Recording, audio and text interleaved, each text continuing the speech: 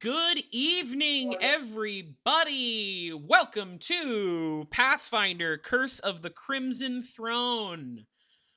Does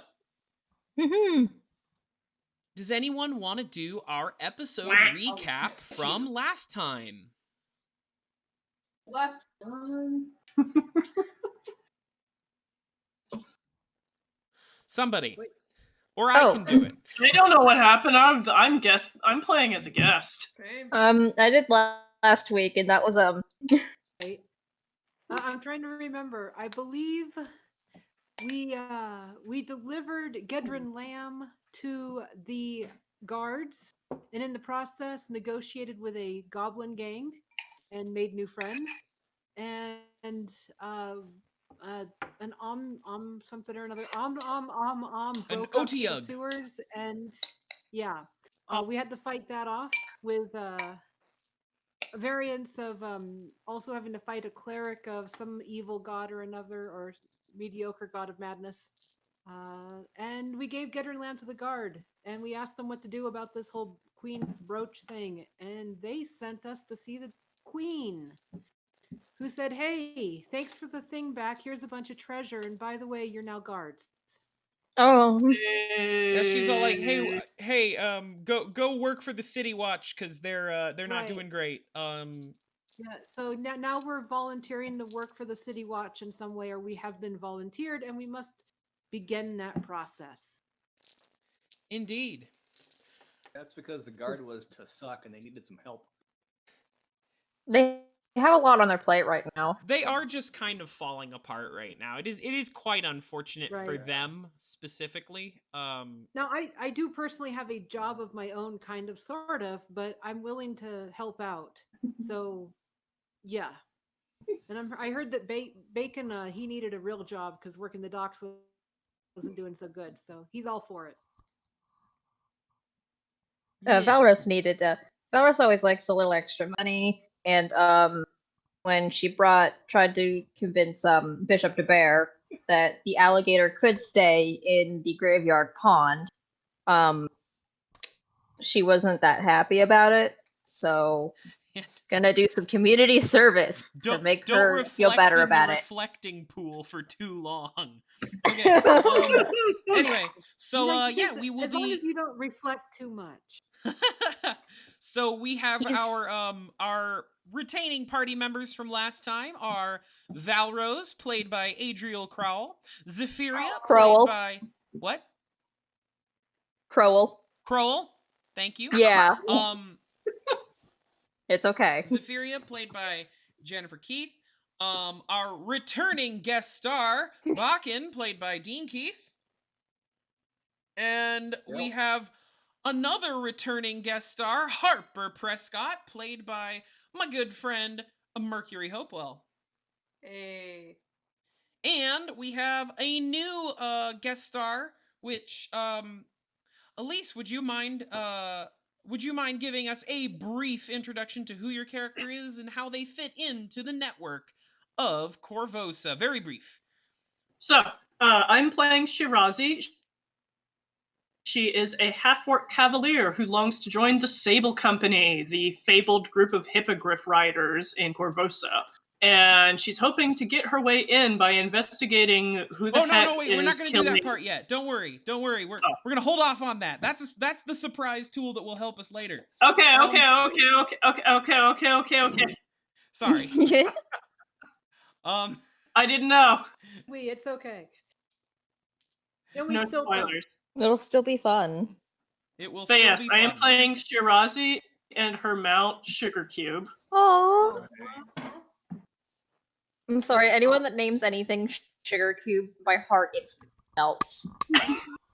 Alrighty. So, unfortunately, we will not be seeing our good friend Brick Zunder this session, mostly because Brick ate too many dock dumplings and has a horrible case of food poisoning.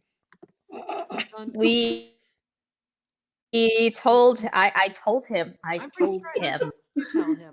I told him multiple times, and I threatened to puke on him multiple times, but that was just a me problem.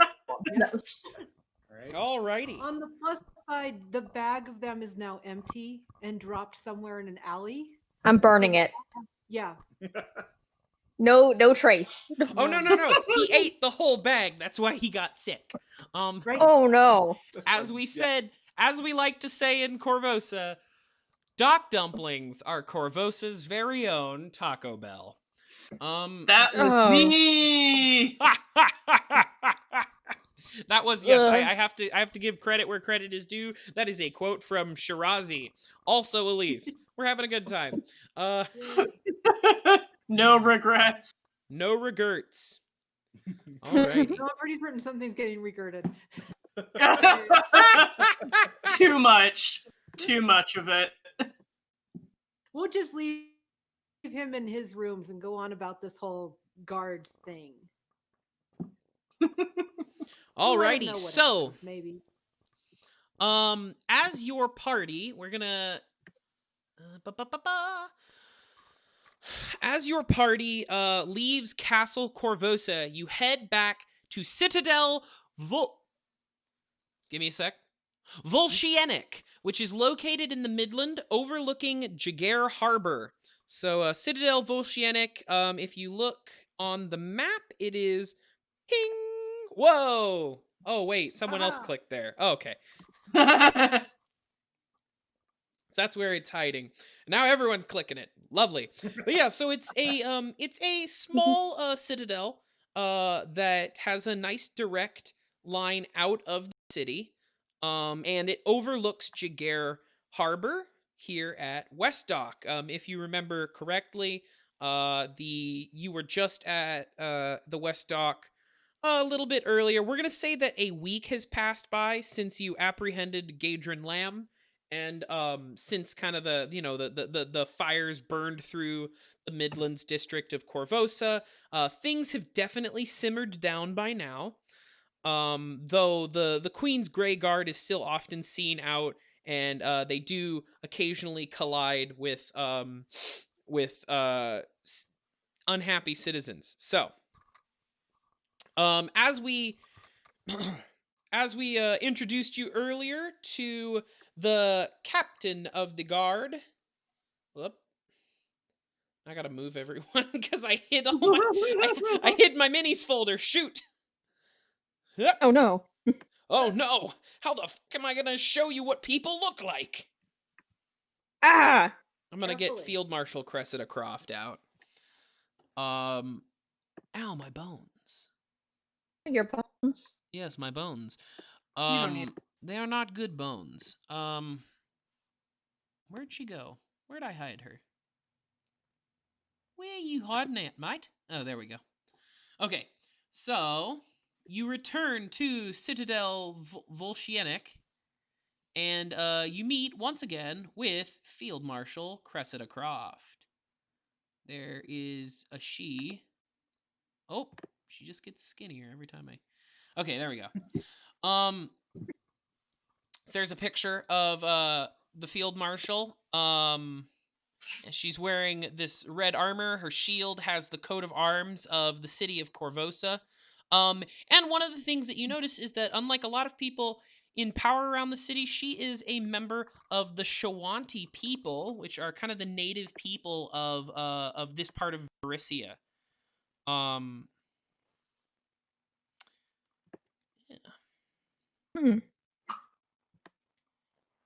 And so, when you enter the Citadel, she sees you have come back, and she kind of looks surprised. You can see she's got like big bags under her eyes. The like 7 people you saw working on the guard before are there, with the distinct exception of Amin Jalento, who was the guy who had been harassing that goblin gang outside. You see that he is conspicuously not there anymore. Oh. Yeah. Oh. Anyway, Oh well. she sees your group enter, and she's like, "Oh, you guys are back. Hi. We promised we And would she's come looking, and help. there's a letter in front of her, and it's signed from it's got the wax seal of the crown. She's like, yeah, as you can see, guard's not super beefed up right now, and according to the queen, heroes of your caliber are exactly what the city needs. You've been on the streets. You know just as well as I how bad things are out there. Yeah. Yes, we do. Yeah. So, what can we do to help, if we might ask? Yeah. I mean, really, every little bit of aid we can get from the citizenry is gonna help. If you're willing, I'd like to retain your services as maybe like contract agents of the guard. I'm okay with that. Rather than making you members good. of the guard. Would that be you'd be well compensated for that service if that's okay? I'm fine by that. Yeah, get paid. That's fine. Yeah. Awesome. Yeah, so cuz Corvosa's got enough troubles as it is. And I feel the best way to start fixing that is by fixing my own shit. When my predecessor, Tedric Wesselton, fled the city, a lot of the city watch itself, I would say, lost their way. Not a lot of people want to work under a woman, and it seems even less people want to work under a Shawanti woman who thinks that the city watch should be about serving the people rather than having authority over the people and making a lot of money. I think that was a problem, and so I started relieving certain members of the watch from their duties. There were ones who left because they were more concerned about friends and family than their city. That makes sense. But there were also deserters who left after I started kicking people out. There were deserters who decided they were going to start using this civil unrest for personal gain. Great. Fantastic. Well, we're all against that. Yeah, I think we can all be against that. One of such deserters is a man named Varric Van Kaskerkin.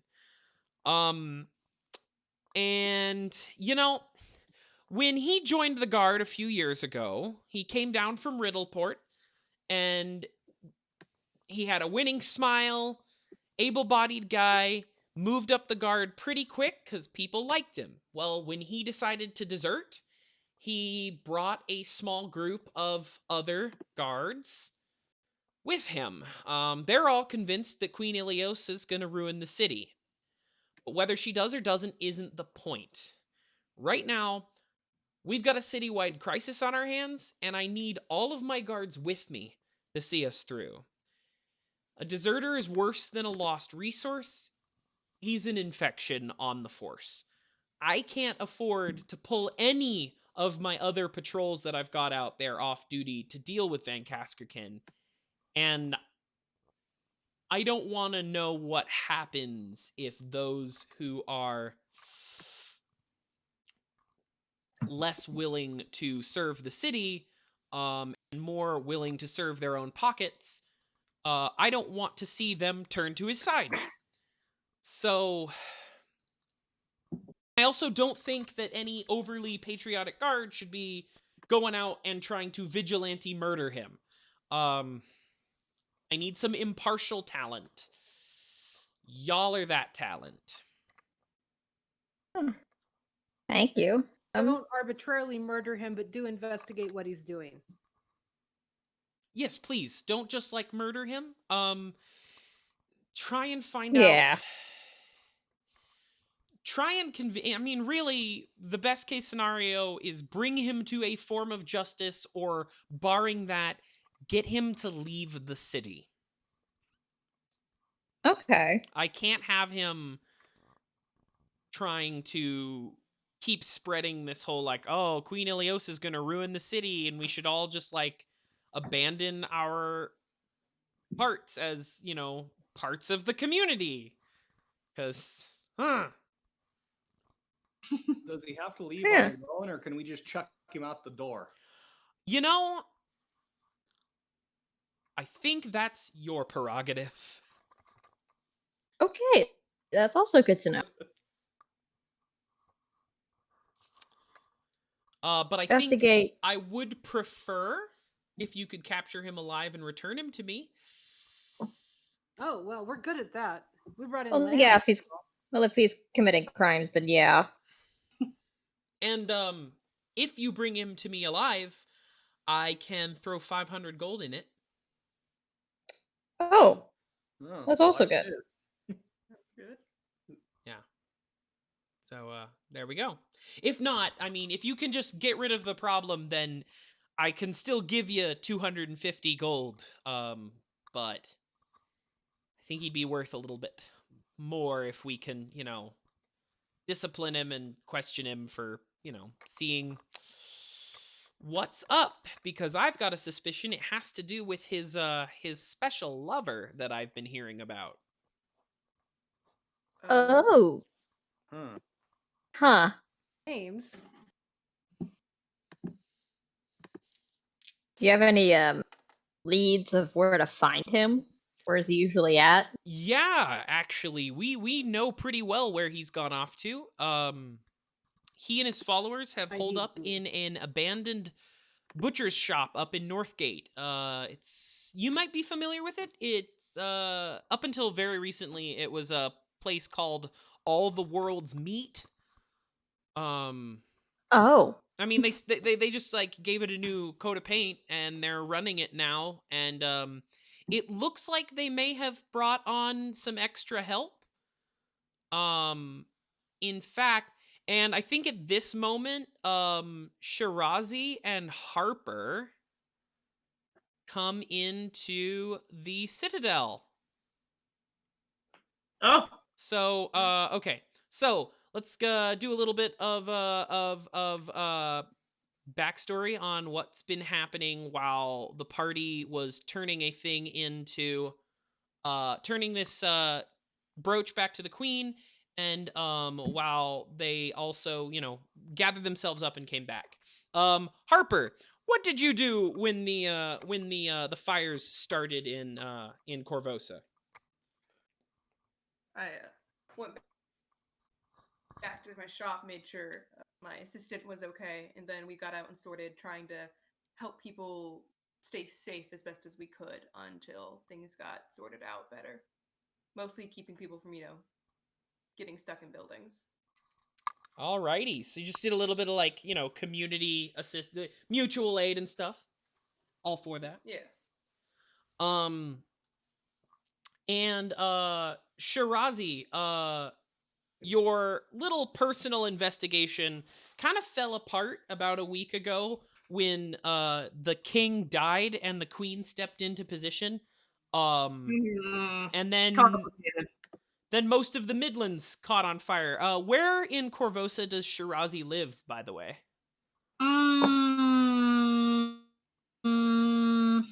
Trying to remember what I read all of the lore, and I remember parts of it. Okay, yeah, that's something we can come up with later. But the important part is that no matter where she lives, the Midlands were on fire for a bit, and so I'm assuming she and Sugarcube either stayed out of the Midlands or went in to help people. What do you think is the most likely situation there? They went to go help put out fires. Hell yeah, hell yeah. While you were out there, you noticed that like while at the beginning of this thing, the Sable Company had troops all out there trying to like help people out. You noticed that after about halfway through, or what wound up being about 4 hours into like the big fires going on through the Midlands, you noticed the Sable Company kind of like fluttered out, not fluttered out, kind of flickered out in the area. And you don't quite know where they went off to. Interesting. Yeah. But you were probably a little bit more busy. However, once those ended, you were able to get back into your personal little research into the case of these. Someone has been going around through the outskirts of Corvosa, kind of in around Trail's End. There's a big hippogriff rookery, and a bunch of the nests have a lot of chicks have been like they've either gone missing or eggs have been crushed, things like that. And while no adult hippogriffs have yet been found dead, a lot of like younger ones, like yearling ones, have been like from your investigation, it seems that someone's been like luring them in and whacking them. And so the question is, Shirazi's probably not the best to do. You mentioned when you were describing her earlier that she's not, she's the muscle and she's the world wise, but maybe she doesn't have quite the same street smarts or book learning. Not so much, no. Well, thankfully, she may have heard about Corvosa's own. In the Midlands, there's a private eye, and his name is Harper Prescott, and he owns a little private practice there. And so let's do actually 2 days prior to this to the event that we're currently in is when Shirazi walked into Harper Prescott's office. More like has to duck her head to get through in. She's unfortunately tall. I love that. Harper, this giant half-orc woman just walked in. The most important question, is my assistant here with me, or am I alone? Oh, yeah, Tenacity's definitely gotta be here. Oh, no.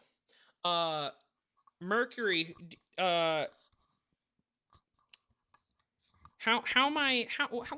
what's Tenacity's, what's Tenacity like? Well, Tenacity very much fits their name. They're okay with being outspoken, and generally don't act like they're Harper's assistant, more of his equal, and also has earned the nickname Audacity from him. The fucking audacity. Okay. When they're a tiefling, yeah.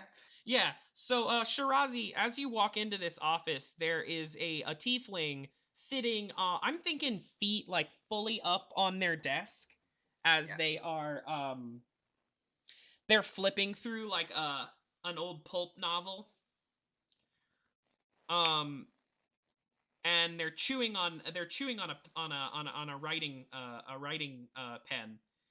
And when you come in, they like flip their reading glasses down a little bit, and they look over the rims at you, and they're like, "Well, ain't you just a tall drink of water?"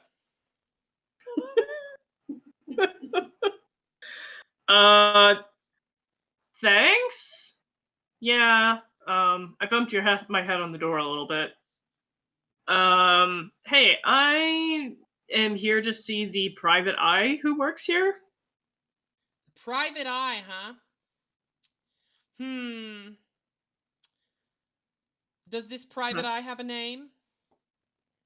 You're grumbling, and just Harper gets up and they're in the same room. Harper's just kind of hiding back in the corner. Oh my god. They go. He's like, all right, Tenacity, I think I can take it from here.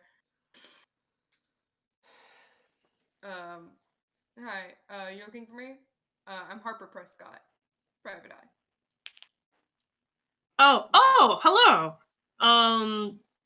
Yeah, my name's Shirazi. I am a hippogriff rider, and I've noticed something odd with the local population of animals. The hippogriffs on the outskirts, and I'm really probably needing some help with investigating what's happening out there. Nobody else has had any time to work on this. What kind of what has been happening as far as you know? Someone or something is decimating the younger population of the hippogriffs on the outskirts. It's very strange because normally they don't really have any predators, at least not really. But suddenly we're finding yearlings killed, we're finding nests disrupted and destroyed, and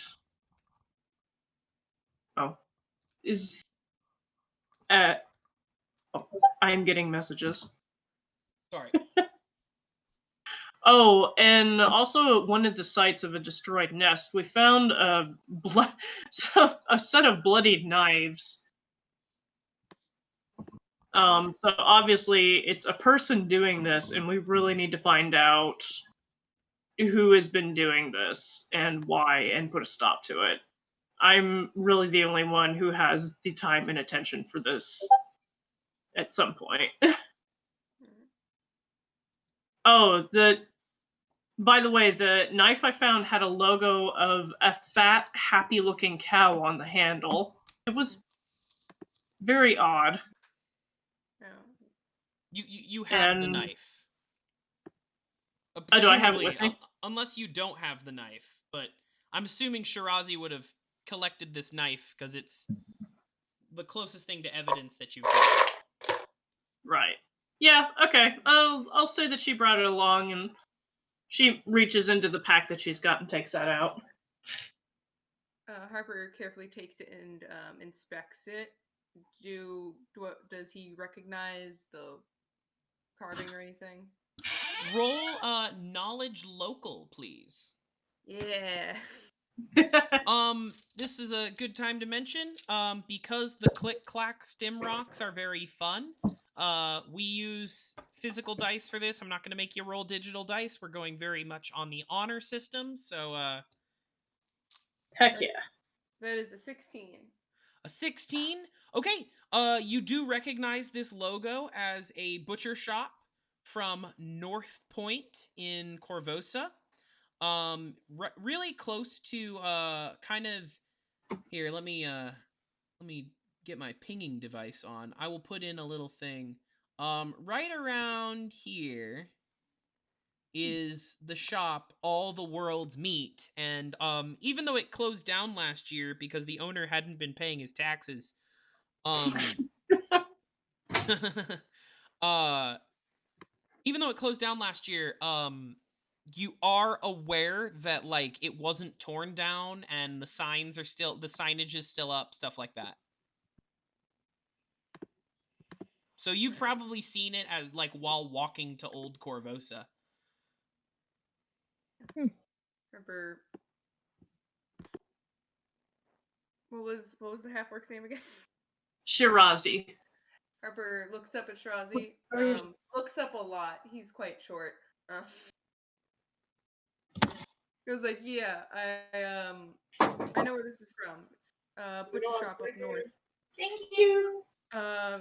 Looks at Tenacity.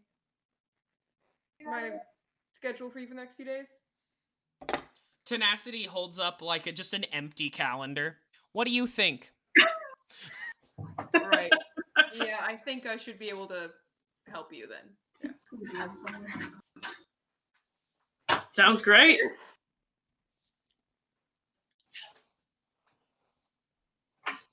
Alrighty. So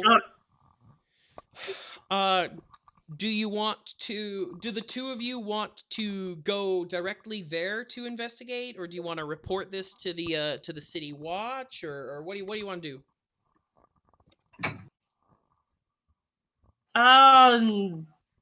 Shirazi really preferred to go directly there, but Harper doesn't need the city watch getting in on anything, but I think he'd. Does that cover my nice? No, I don't have gossip, do I? I just have loyal aid. or favorite beat. Does any of my nice little investigator perks help when I'm like trying to see if anyone else has heard anything? I think look into what Loyal Aid does. Your sheet, you should be able to click on Loyal Aid, and Yeah. it'll give you a link to what it does. Because I think it's like you have a network, and I will say that you have like some informants, maybe. Yeah. It's because it doesn't because it links to all of the skills, so I have to go and find it. Oh shit. Okay, I'm gonna look for it then. No, I Loyal Aid. All right. It's for diplomacy and survival checks primarily, it seems. Okay, so diplomacy is one of the ways you can gather information. It's like either knowledge local or diplomacy usually. So if you want to gather information through gossip, that would be diplomacy. Yeah. I already have some sick diplomacy. All right, so you're gonna get even more bonuses.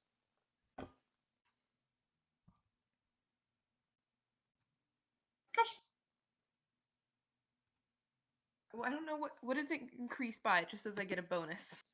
What does it say? A vigilante with this talent gains a bonus on diplomacy checks to gather information equal to half his vigilante level. That's it. I can read. So just a 1. What's my vigilante level? Just 3? What? Your investigator level functions as your vigilante level for this. Okay, so 3. So that'll be like a plus 12. A plus 12, goddamn! That's a 17. Which I really needed because I rolled a 5, so that's a 17. Okay, yeah, so 17's pretty good. All right. So yeah. All right. So Harper, as you're going around through North Point, kind of hitting the beat, right? You do find out a little bit. You do walk past and you see that all the world's meat is open. There are 2 guys who are selling meat out front. You see there's a pen that has some cows in it. Meat. Yeah, they're just selling some like big, cuts of meat. It probably isn't up to any sort of like medical code because they're not wearing gloves. Their hands are just covered in cow blood. But hey, what can you do?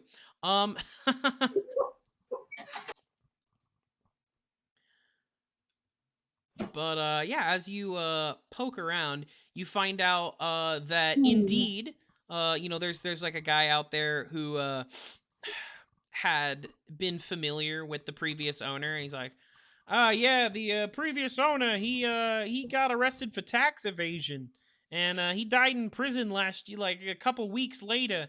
But yeah, so this new guy, his name's Varric. He and the Cowhammer boys, they reopened the store.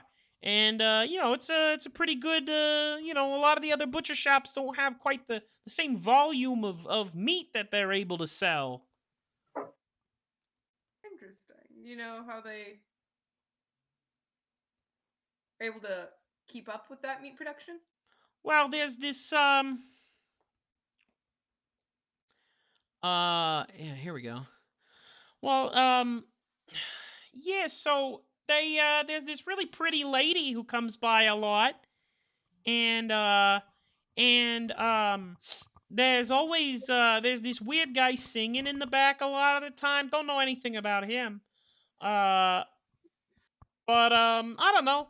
They do see, I did hear that they might be able to afford it because the Cowhammer boys, they hire themselves out as mercenaries. In fact, and he leans in. You want anyone's ass beaten?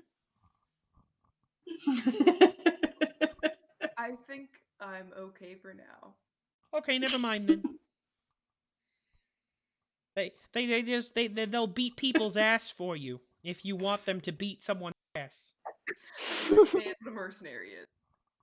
What? Yeah. You gotta ask for the knight's special cuts. right. I will keep that in mind. Thank you. Yeah. This will be very helpful.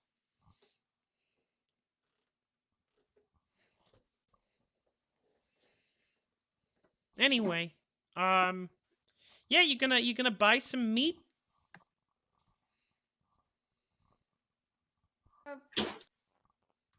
We're looking more for, health inspector sort of thing. Want to make sure everything's up to code. I don't think I was supposed to talk to you then.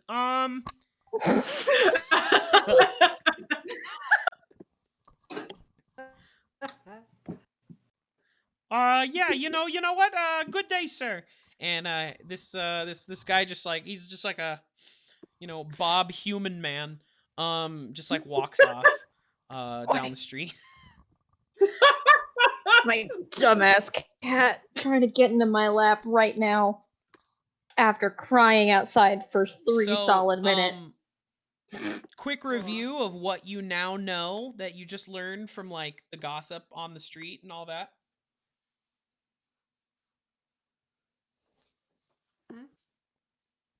So what did we learn? Well, we learned that Varric is running things now. There is I write notes like I did in high school. This is why No worries. No worries, There's a pretty lady who comes by every week and a weird guy singing in the back of the shop. They might be able to. They have a lot more meat coming out than other butcher shops. It could be because they're hired out for mercenaries, and the code word for getting them to like talk about that stuff is the night's special cuts. Yeah. You also know there's at least 5 people are working at this butcher shop. A lot of people for one shop. Yeah.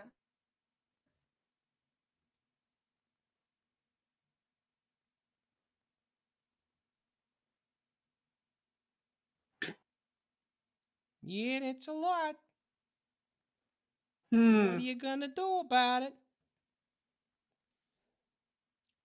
There are just 2 of you. Let's say, I'm guessing Harper relays that information to Shirazi, right? Yes. When Shirazi hears about the fact that they've got like so much volume coming in through the shop, Shirazi frowns. It's like, I get a bad feeling that they're poaching local wildlife populations, which doesn't sound good. And here I will in fact I will move you to Hup. Whoa. There we go. This is what it looks like. Though not all of you are here. This isn't a Smash Bros game. Not everyone is here. Well, we will be there soon once they ask us to come. Presumably, yes. Hopefully. I love my cat so much, but he just put his fucking claws on my arm because he loves me. No. Oh no! Bro. Yep. Bro! That's how they Why? tell you that stuff. I know you're very happy. So You're trying negative. Dude, I know you're happy and you're trying to knead because you think I'm a mom, but sir, I'm fleshy. He loves you. He loves me. Okay, so this is what you can see. You can see there's the shop front. And then everything else should be blocked out except for there's an animal pen out the side. And they got some cows. They got a big pig. Would you believe that they don't actually have any freaking pig minis? They only have dire boars. So Just go find a picture of Wilbur from Charlotte's Web. yes. Exactly. And then they also have Wait, this donkey. They have a very chunky donkey. That's out there. In the no. pen. Donkey, no. Donkey. Ugh. Okay. do either of you want to roll? What would be a knowledge? Maybe an appraise check. I would not be good at it, but I can do it anyway. I can do that. Yeah, go I'm gonna roll do it. Gonna do it anyway. 18. 18. All right. 12.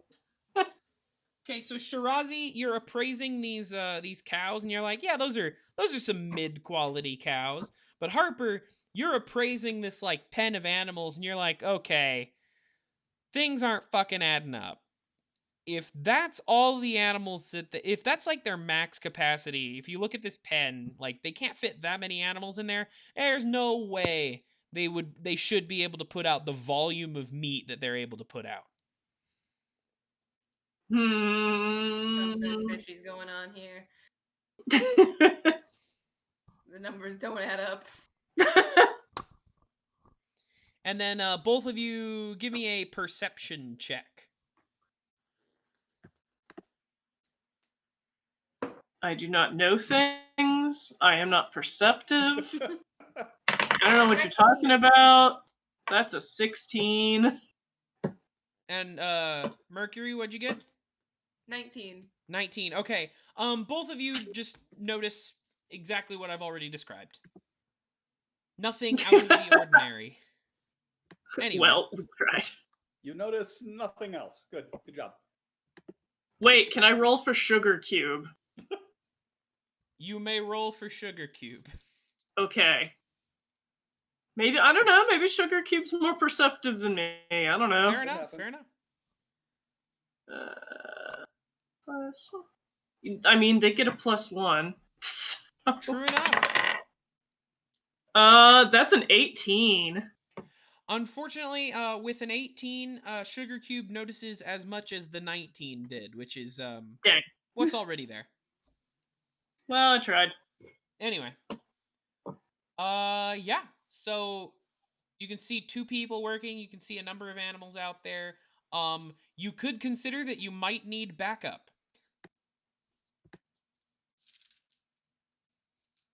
I have a feeling they're not going to be too inviting to letting us back in the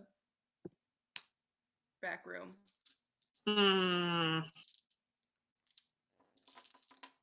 And Harper, as you're there, you just hear like some people walking past, and they're like, "Oh man, did you hear the new people that were hanging out around the around Citadel Volshianek? Fucking words are hard. Citadel Volshnek. Citadel Volshnek. And then the other one's like, "Oh yeah, I saw like there was like a really big buff half orc. There was like this weird blue lady with like a scarf with knives. There was this tallish lady that had like rat claws sometimes. It was weird, man." Sounds familiar. Well, I think I know where we should check out first.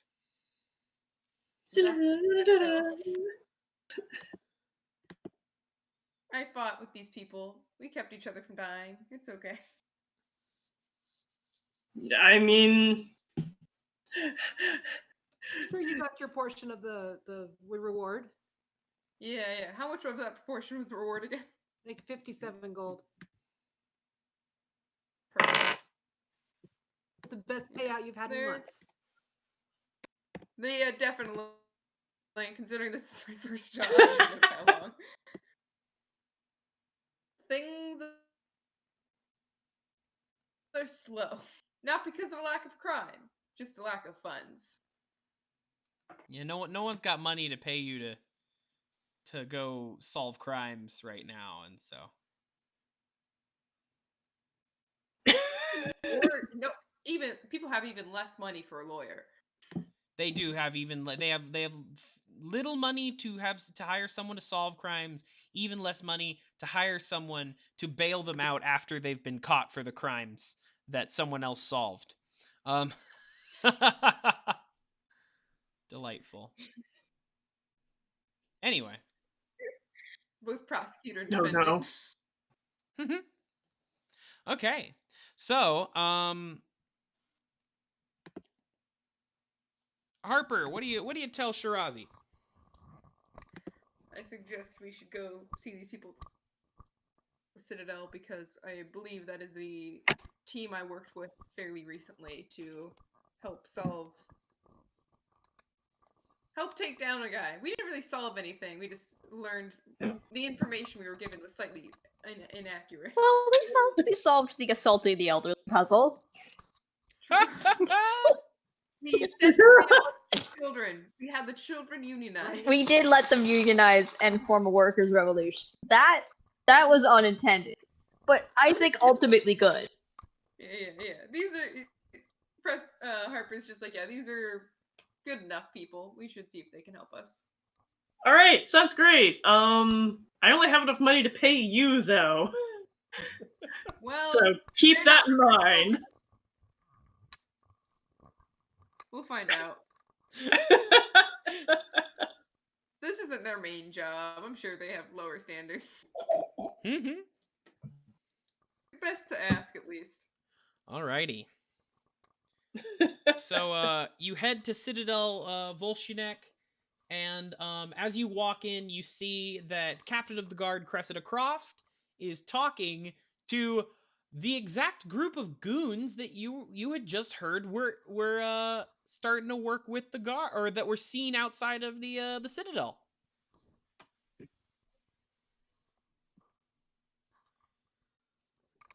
Gang, you're back in the scene. Bakin, Valros, and Zephyria.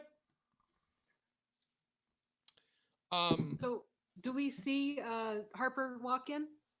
Most likely, yes, unless Harper is trying to be sneaky. Nah, he's just walking in. So I'll definitely raise a hand and say, "Hey, Harper, how's it going?" Harper raises one, turn the heads over. Hey, everyone's name's hard. Hey, we're actually looking for you. Oh. So Harper has all the names why? written on his palm. Yeah. Yes. Yes. That's awesome. Zeal. I'm an expert detective. I love all of my friends. I love all of my friends. Zeal. Valve. Bake. Bake. I remember Brick. Brick's easy to remember. He's sick. Brick is hard to forget. Off in the background, you hear somebody throwing up. He's very loud when he is sick. Oh, gross. I'm guessing Shirazi's like waiting outside with the hippogriff. I don't believe Harper suggested bringing it inside. I don't think she would fit anyway. Someone in my other campaign has a giant bear with me at all times. I understand this feeling. We had that problem in Reign of Winter. He was like anyways, so yeah, Harper approaches the group and like, hey. Is Cressida still there? Yeah, Cressida's still there. Since Harper was one of the ones that helped us to get the Queen's brooch, I'm going to do an introduction of this other wonderful person who helped us in our, get to the point that, this other wonderful person who is also a hero with us and just happened to be running late to joining us today. Oh, yeah, I know Mr. Prescott. Oh, good. You know each other. Well, I don't know if you know me, but I know you. You solved the Oh no, now I need to come up with a good name for it. You solved the Corvosan cuttlefish caper. You know, the You can see Valros like visibly like gag a little bit, just like she's really trying not to laugh. No, that stumped some of my best detective. And she thumbs over, and you just see there's like this halfling with like inch thick like spectacles on, and he just like looks over his spectacles and he squints at you, Harper. Yeah. And he just puts them back on, and he's all like, game recognizes game. Yeah. Right.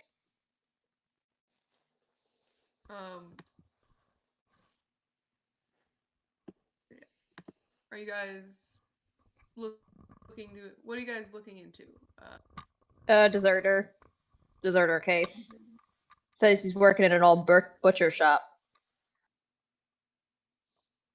Interesting. That's actually what I came to ask you guys about. I've Well, been curious. what was it? Was it like World's End meets? All the world's meat. All the world's. All the world's meats. That's why I was thinking of World's End. All the world's meats. That's what it was. All the world's meats. Yeah. Here, Yeah, that's the place. Let's get out of here now. All right. Yeah, we can go and look into that. Let's get going. It seems like our best lead and our only lead. Like, I don't think the when guy's gonna be going anywhere. When a lead walks in while you're talking to the captain, you just walk out with it and you go, okay, we'll explain later. Let's just get out. So We'll just take that. You are technically We'll just take like you're just agents. You're not even like you're not officially sanctioned, you know. Right. You're Now, deputized. she gave us a bounty of 250 gold for this dude. If we bring him alive, it's double. Right? Ooh, I think it's always best to give them their due process. Agreed. Yeah, we can't just feed all of our problems. You can't.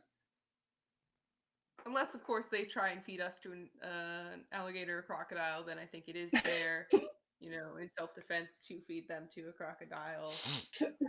I doubt we'll get to that point again. We'll know where the crocodile is should we need it. Yeah.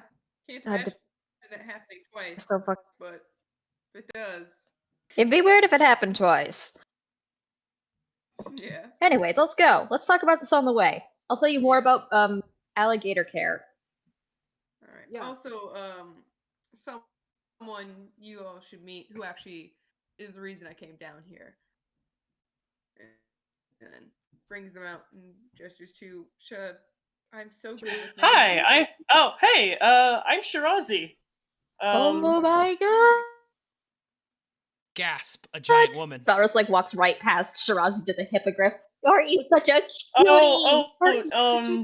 Don't run up to her too fast. You might spook her, and she can be a little bitey sometimes. But that's okay.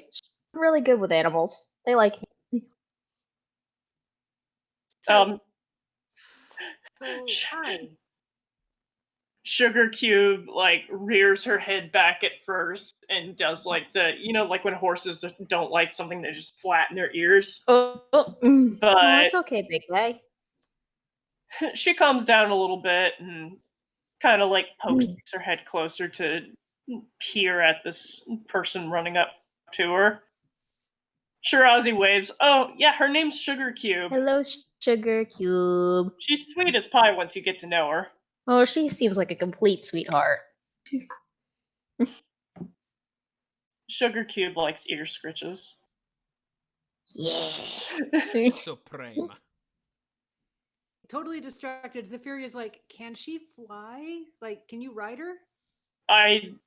She's a hippogriff, so of course she could fly. Yeah, I've raised her up since she was just a little bit bigger than a chick. Oh. And yeah, she's trained. I'm a cavalier, so she's a little bit odd for a mount, but yeah, she's my mount. That is so cool. I wish I could fly. So hey, this is Bakin. He's been helping us out. I'm just introducing Bakin to Prescott, and then I'm not familiar with Shirazi, but did I say that right? Yeah. Okay. So I'm gonna say, real quick in a whisper to Prescott, they're paying us a bounty for bringing this Varric Van Casterson back. He deserted from the guards and he's reopened the butcher shop. So anything that you can get us in with that, definitely worth it. That's Yeah. good. It's exactly where we're headed, so. I hired Harper because I had some suspicions as to who's been killing off the local hippogriff population and why. Ah, Killing shit. them. So, and looking at this shop, I have some very high suspicions that there's been quite a bit of local poaching happening. Yeah, they don't have nearly enough cattle to keep up with the amount of meat they're producing. We should stop that immediately. Yeah, And- let's go.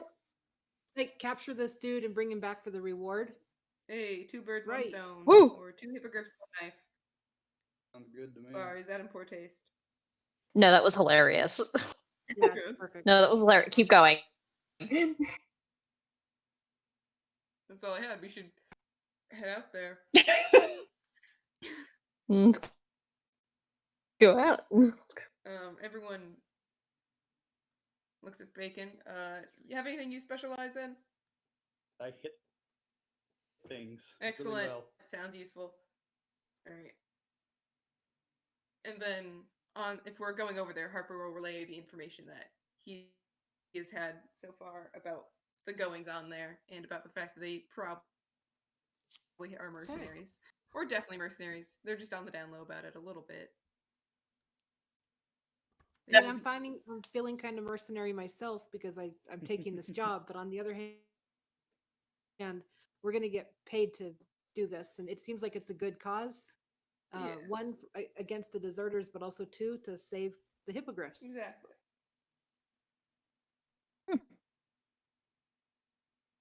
Agreed. Figured it'd be a lot easier if we had more than the 2 of us. They have at least 5 people working there, possibly more. Yeah. Also weird for a butcher shop. They don't really have that many people. Like I said, also probably getting some of that money from being mercenaries. See. Well,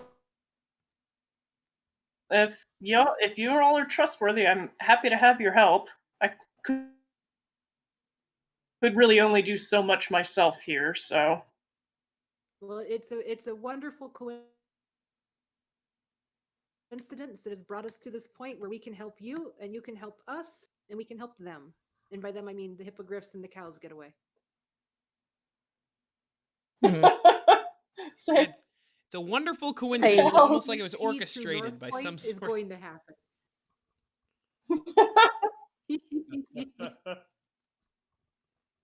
I mean, we're gonna help the mercenaries too. Help them to not be conscious anymore, or alive, whatever. Whatever's more convenient. We'll decide in the car. Or we'll get our butts kicked. We'll find out. We're gonna decide in the car. I don't tend to do non-lethal. Also, I don't think you should eat anything at the shop. It all looked like I don't think they ever washed their hands. Oh, unlikely. Oh yeah, that seems very. You know that like Brick would be Also, here, I'm like going ready with to. He'd perspective. have like a bib that says "Hungry Orc" on it. Oh fuck. Oh no, it's a good thing I he just miss keeps him. putting things. He keeps putting things in his mouth, and I don't know what to do about it.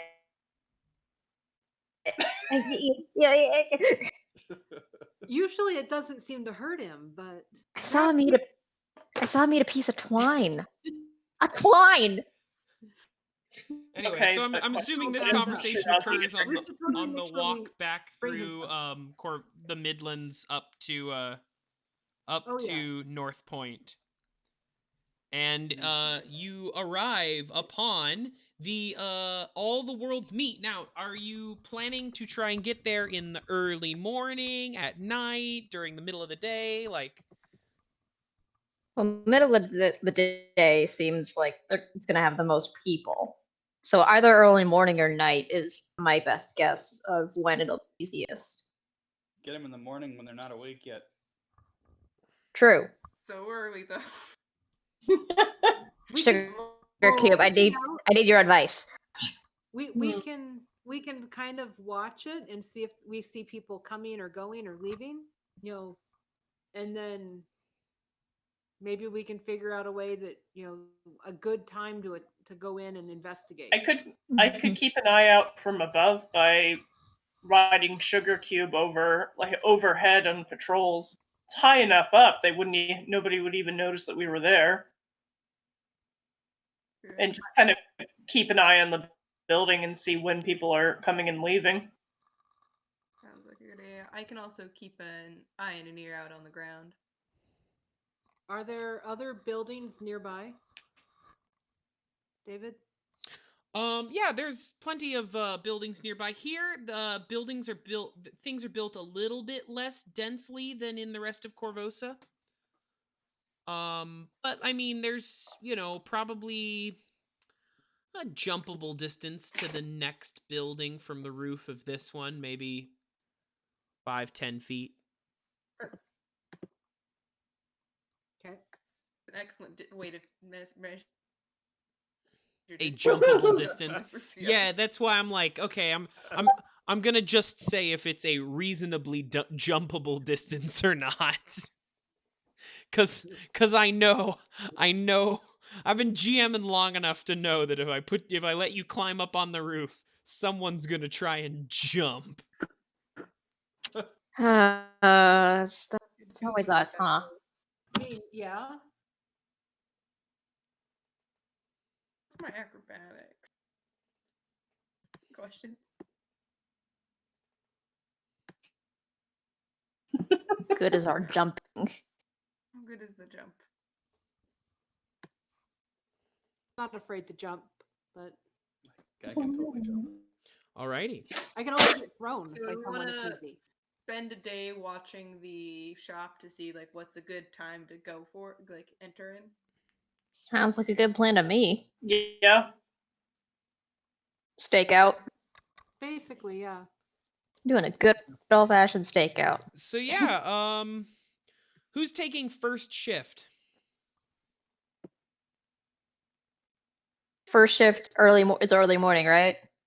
Yeah. Or is that now? I mean, if we start from when we leave or get there after walking across town, it's probably mid-afternoon? Let's say late afternoon, kind of getting into the evening time. Oh. Valros can take that shift. She does have to be back in the morning for services. Okay, so it's like evening time. Valros, you're all, there. Maybe you find there's a lot of empty building. There's a lot of empty buildings around here. It seems like whoever came through here last year, the same thing that caused the butcher shop to get closed. A lot of other buildings around it are also closed. So there's plenty of empty buildings that you can hide in, and after walking into one of them, you find some chokers. Maybe you have to chase the chokers out. They all scuttle up into the shingles. Yeah, get out of here. Get out of here. They're like these Oh, weird dude. jelly golems. Like Gollum from Lord of the Rings when I say that. Gross. Still terrifying. Don't fall asleep and don't let them sneak up on you. So there should be two in the building at all times. Yep. Yeah, so you're you're chilling in there and you're just watching what's going on across the street, and we'll just go like a standard shift. You see that throughout the day you only see 4 different people that seem to be working here.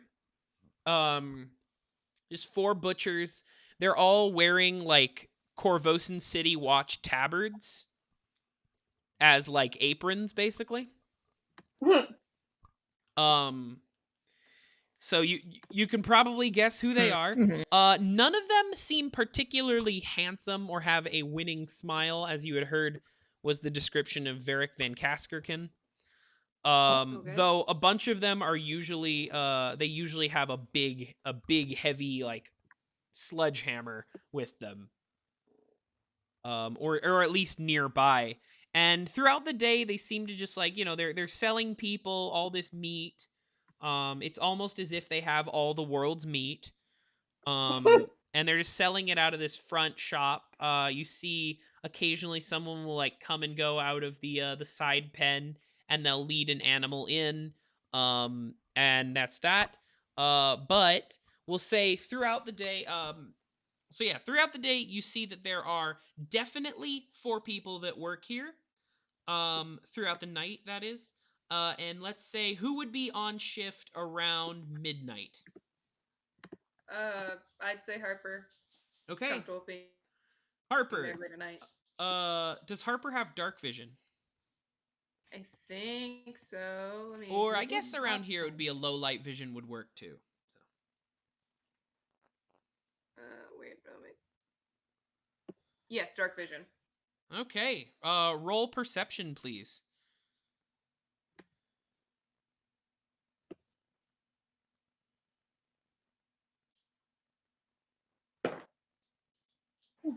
Three.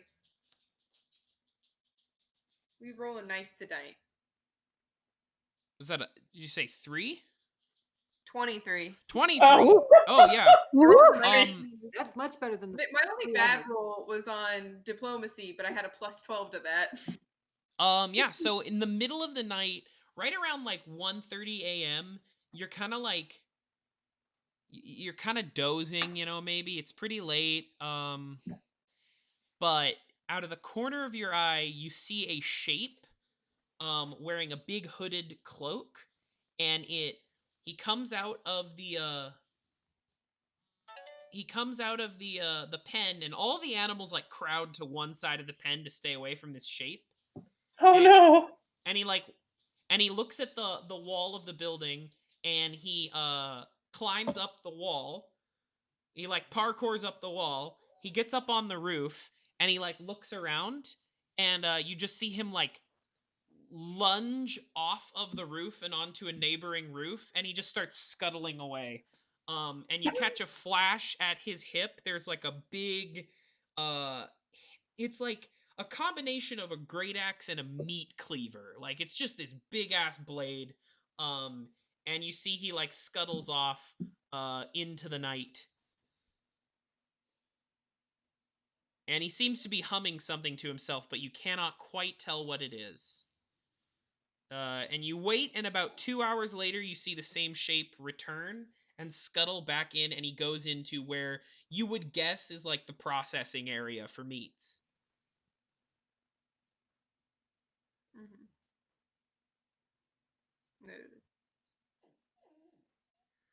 And he has a different build from any of the other people you've seen walking around inside the building.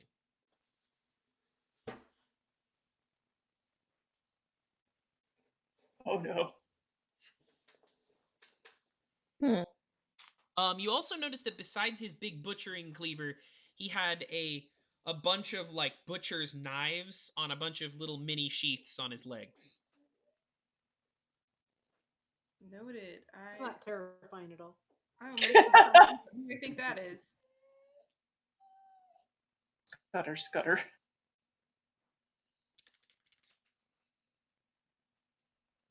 Tacit. So what that is the first person we take out.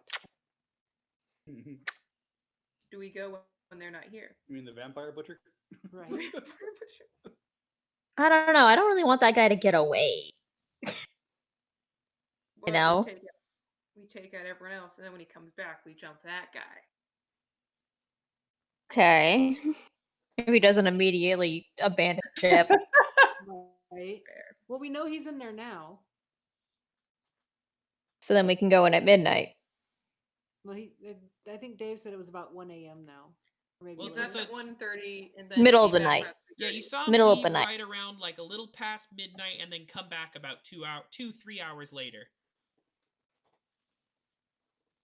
Did Harper just call up everybody in the middle of the night and be like, guys?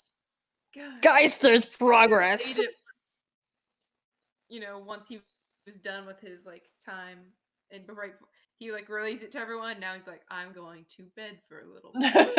You can go take a nap. Sounds Please. fair. I'll take the last watch. The morning watch. Okay. Yeah.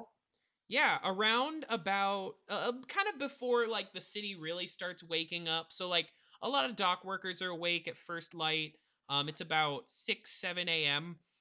and you see a woman coming down the street and she is wearing really fine clothes, but she doesn't have any sort of like personal guards or anything with her. Um, and she is like walking up to this butcher shop, and you see the second story of the shop. There's a small, like, what you assume is either like a sleeping space or an office space, and you see she parkours up the side of the building, and she opens the window to that like space, and she climbs in. And roll a perception check. Nice. 23. Damn, Oof. everyone's getting over 20. You hear some sounds of passionate lovemaking. Ugh, And disgusting. about 45 minutes to an hour later, she like pulls herself out of the window and like drops straight down, landing like a cat. Like just like dropping meant nothing to her. And she begins walking back down, and you just see like at the window, like there's a hand, and just like a guy comes up and he's like straightening his hair again. He's like, oh. And this one is a very handsome man. He's very sexy. And he's got like blonde, kind of like lightly tousled hair, and his face is just covered with kiss marks. The 25 of the natural 20 I just rolled is knowledge local. Who is she? That is okay, yeah. So have you read my lore around notable people of Corvosa? I did it first. I can't remember. No worries, we'll do a everything quick recap. Okay. right So now. in Corvosa, there's a number of criminal organizations, but there's really only one big family that is suspected to be really associated with crime, and that is the wealthiest family in Old Corvosa, the Arconas.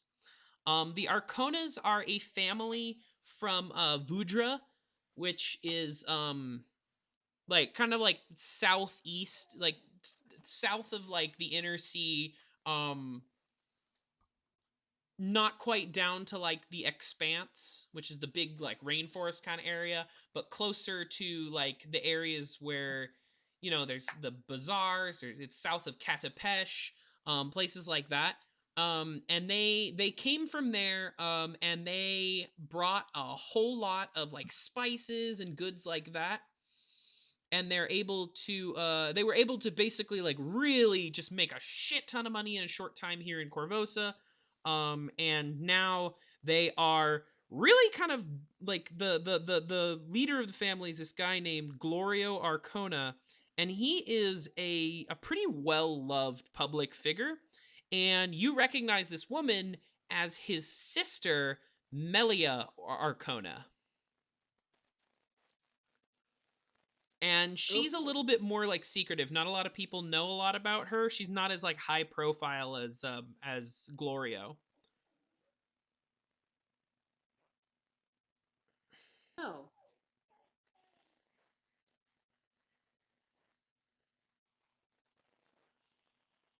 Yeah, so once she leaves and I spot the guy in the window and I'm guessing that's Varric.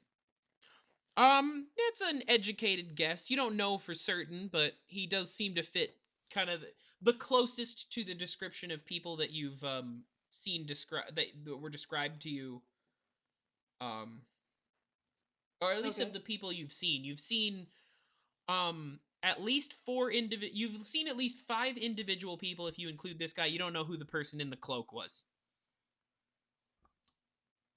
Gotcha.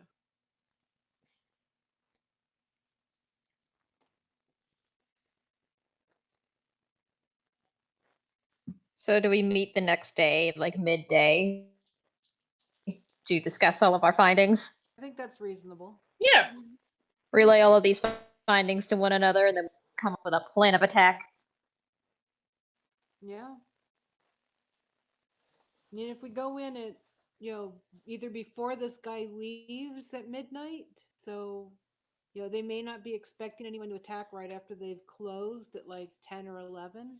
And if there is a ruckus, the noise can blend in with any taverns or anything else going on nearby. That's true, yeah. But Or wait until after the person leaves in the middle of the night and investigate the place while he's gone. Yeah, I have a feeling that one's gonna be just if we're going to make assumptions based off appearance. I have a feeling it's gonna put up a fight. Gonna be a rough one, lad.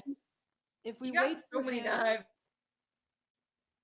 man. yeah, if we wait for him to leave, that does give us an opportunity to do a more thorough investigation with the ones that we might actually be able to capture. Yeah. That is true. And is there, so from the sounds of it, there's like a place probably like above the shop that is like an apartment kind. Yeah, there's like it's like some sort of either apartment or office. Yeah. Right. If it is an apartment, and we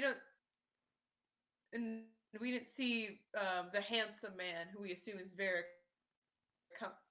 enter or leave at any point, correct? Yeah, you never saw him leave the building. Okay, so he'll be there whenever we show up. Unless he's the He guy might be with the sleeping knives. there in the night.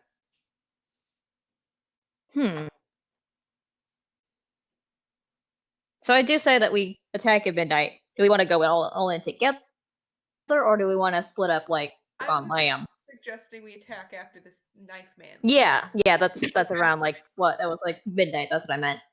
I mean, that's reasonable to me. Yeah. How do we want to go about this? Do we maybe we could take our the more nimble of our team to try and climb up it, because it looks like there's a way in through that apartment.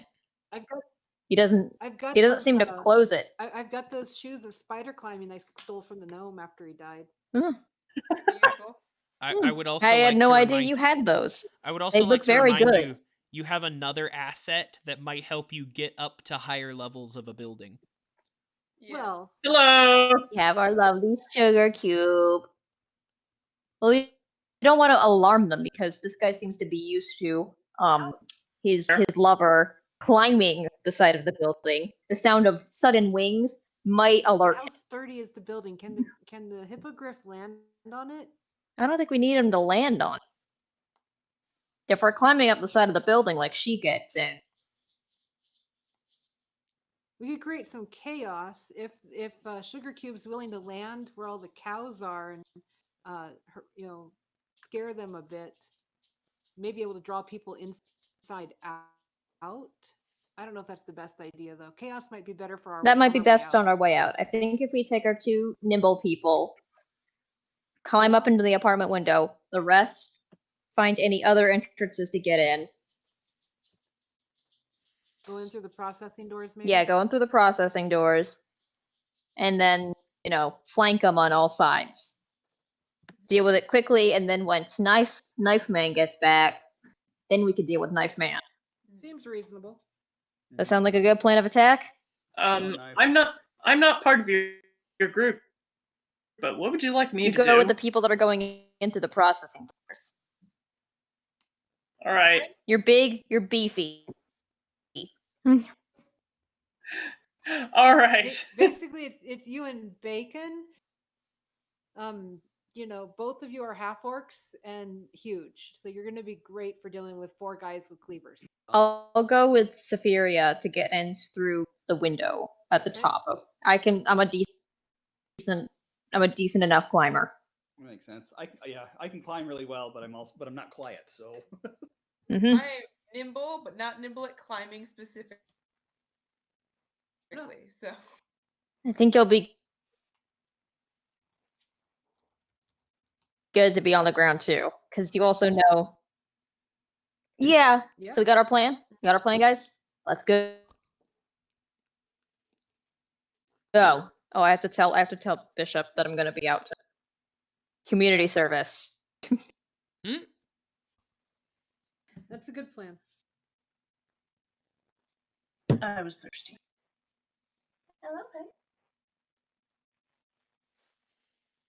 God, Yes. David. So that's your plan. So do we go? Yeah. Okay. So do you say you're waiting for after the guy with the cloak leaves? Knife man leaves. Well, shit, now I gotta move all my minis around, because I wasn't expecting you to wait until nighttime. Yes, you do. Oopsies. Oh, wait, no, you're going in through the top, so I gotta hide him somewhere else. Okay, that'll do. Oops. No, it's okay. What's up? God dang it. There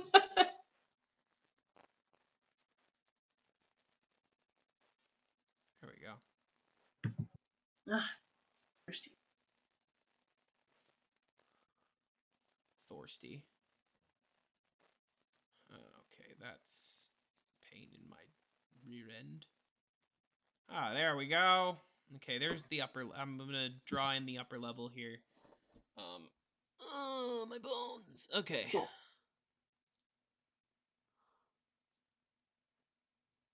Oh, come on, come on, come on. There we go. There we go. It's like revealing one chunk at a time. Yeah, I'm revealing one chunk at a time because that's all I can do. Okay, so you can now see all the windows on the upper level there. And I have hidden my sneaky evil boy. Oh goodness. man, Oh, this no. is totally gonna fuck my battle strategy too. Damn it! Aha! That's what we live for. You smart Listen, boys. you said there's gonna be man with a knife. He'll be gone at this time. I'm like, well, I don't want to fight the man with a knife. Not with all the other stuff He's going got a lot on. of At knives. least not unless we outnumber him. That man was practically made of knives. He had more That knives. is too many knives. He had more knives than an 8th grade edgelord. More knives than men. Oh Jesus. Anyways. Anyway, So. yeah, show me move your minis around on this map and show me where you're planning on going in. Which side was the area that has like the top Yeah, so top that window? Because I'm going with Zephyria. Zoop. Yeah, so that's the upper level, right? This is me riding on a hippogriff. Could you see my little hoop like I just spawned there? It's in the blocked off area, so you might not be able to. The purple. Yeah, purple circle. Yeah. That's all I see is purple. That's where it little is technically. But it's like this building right over here, right? It's that room. But because it's 2 levels cool. and I don't have 3D miniatures. That's okay. Yeah, Bakin and Harper, feel free to move your little people as well. Okay, we want to enter through like where the cattle go in. I don't know where the best place to enter is. I haven't. I don't suppose there's a back door, is there? Maybe just the processing plant door. That would be the back door. There's 2 doors either side of the trowel, and then. God dang it! Right here. Here. Yeah. I can't tell if there's a door right there because it's blocked off. I'm sorry. Oh, motherfucker. Too secretive. Too secret. There. That's the door. Okay, yeah. This door then. Oop. I'm gonna assume it's locked. It is in fact locked. Is yes. it locked? You may need to utilize a disable device to unlock the door. Well, area? What? I think they all go into the same area. Okay. Oh. Okay. Sorry. Yeah, I was a little confused. I'm not good at dealing with animals. I don't want to have to be rubbing around. Oh, it's fun over there. Sorry. I got mixed up. It's okay. There. No worries. Okay.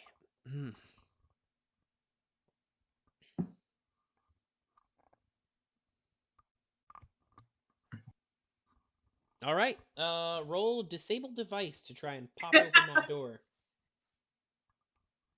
I'm gonna guess I'm the best at it in this trio. Yeah. I can't do that. Nope. Okay, then yes. Yeah, my disable is I'll kick it, so that's not quiet. Yeah, mine is probably even worse than that. 15. A 15? Yeah, that'll do. It's a pretty simple lock. So you pick at it a little bit and it pops off. And you may now enter this big room. Is the door big enough Yeah, for Sugarcube to go in? So technically, you could fit Sugarcube in through any of the doors we're about to reveal. However, if the space is not 2 squares wide and 2 squares long, then Sugarcube is counted as squeezing, so they cannot do fighting in those areas. However, Gotcha. if you just they're going to be reduced to half movement in those areas, and they're going to take huge penalties to combat. So basically the ideal is either lure your enemies into the areas where you can bring yourself to bear, or go without Sugarcube in certain areas. So, and Right. you'll find out what's available for fighting in as you go. So, yeah. Yeah, we're not actively fighting anything right now, so. Yeah, as far as you know. Yet. Let's go ahead and everybody roll some initiative. Not necessarily that we're doing. Oh no! This is for later Gotta reference get that out for of the way. me, not necessarily because we're doing combat right now. So I have an initiative bonus of 1. I rolled. Go dice roll channel. 12. Whoop. a I I'm gonna didn't put take mine your second. bed. First roll of the night. Nice. It's okay. I got your back. That's good because I'll be last.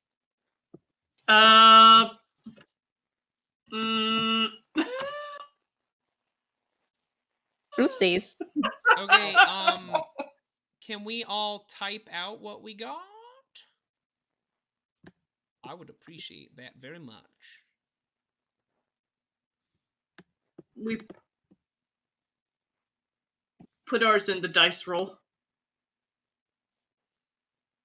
Yeah, that's everybody, right? Yeah. I also love that we all.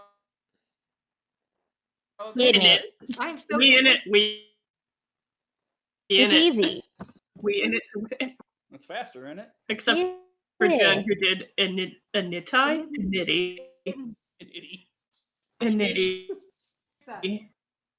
can edit in here.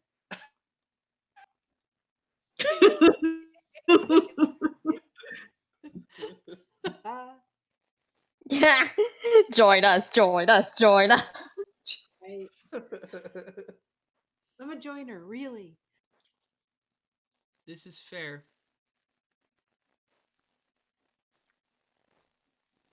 Sorry, I'm writing everybody down because my brain works better when I have written things down. Rousey, what's your plus on initiative? 1. Okay.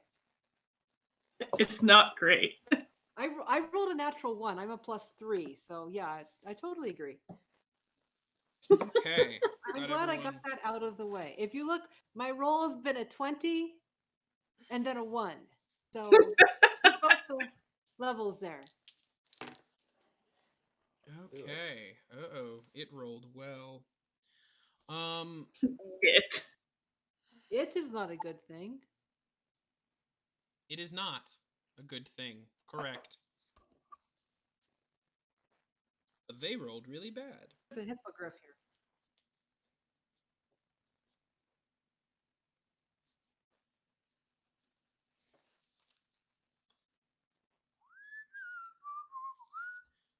Is it the big pig from outside? It's here. Oh no.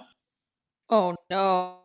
Oh, It's that, oh Lord. It's that dire boar. He had to use it somewhere.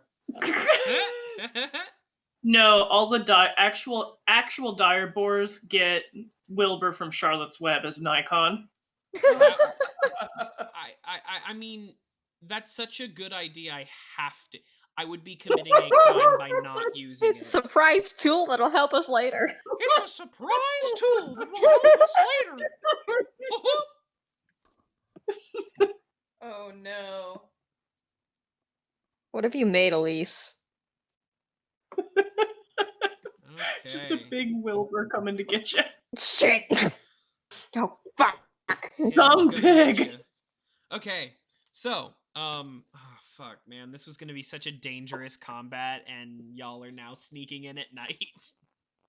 You're welcome. What We can I solved say your puzzle. except You were the one who asked what time we'd want to go in there by. We had to think about it. It's all about what the players want. That is my philosophy on this thing. I believe that very much. God isn't ready for big brain strategy. God is not ready for big brain strategy. To be fair, that is not your brand usually. Look, Me personally, definitely not. look. Anyway. Okay, sorry.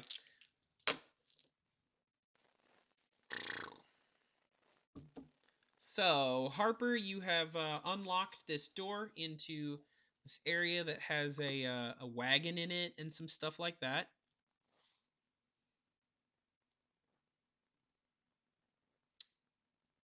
God, I don't even get to sing my terrible song. Oh, Aw. well, not yet. Not yet. That NPC's not here right now. Yeah. But yeah, so there's this cattle pen. It's open air, stinks of manure, mud, and animal, despite the breeze that wafts through the wooden fence. To the south, you are now in a roofed shed that contains a straw-filled wagon. Huh. Actually, you know what? I'm gonna blame this on me playing too much Assassin's Creed growing up. I want to look through the straw. I want to see if there's anything in there. Let's find out if That's there's my anything in the loot, straw. Loot. Mercury, odds or evens? Odds. All right. So you look through the straw and you just find a pitchfork, but it's a really nice, it's like a weirdly high quality pitchfork. Like it was just bought. You now have a masterwork pitchfork. Good shit. Nice. Put that down. There you go. I'm gonna grab that if I need it. All right. Yeah.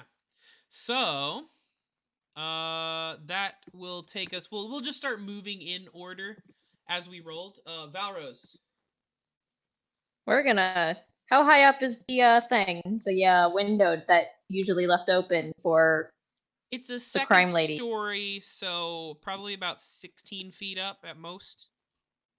So Okay. when you is this flush to the edge of the building or is it inset? Like, is there a balcony or ledge that you? There climb up is to? there's a ledge. There's a pretty significant ledge. It's not flush with the building. Yeah. Okay. Okay. There's So kind do of I a have to? sloping roof, but yeah. Do I have to roll acrobatics to get up there? Oh yeah, you don't have slippers of spider climb. Yes, you do have to roll Nope. acrobatics to get up there. Let's do that. Or climb. Or- Climb or would be climb. better. Okay. Uh-oh. Oh no, that's a nat one. I just kind of like slip. I got Oh, her. shit. Thank So you. you slip. Oh, you're gonna catch her. Make a Zephyria, please make an acrobatics check of your own. 17. Well, fair enough. You do not take falling damage yet. Woo! Anyway, Do you give me a boost or Like, I've got these shoes of spider climb. We're just gonna walk up the side of the building. I'll hold on to you. are you that strong? Are you I mean, probably. okay? you climb up to this window and you can look in to the room up here.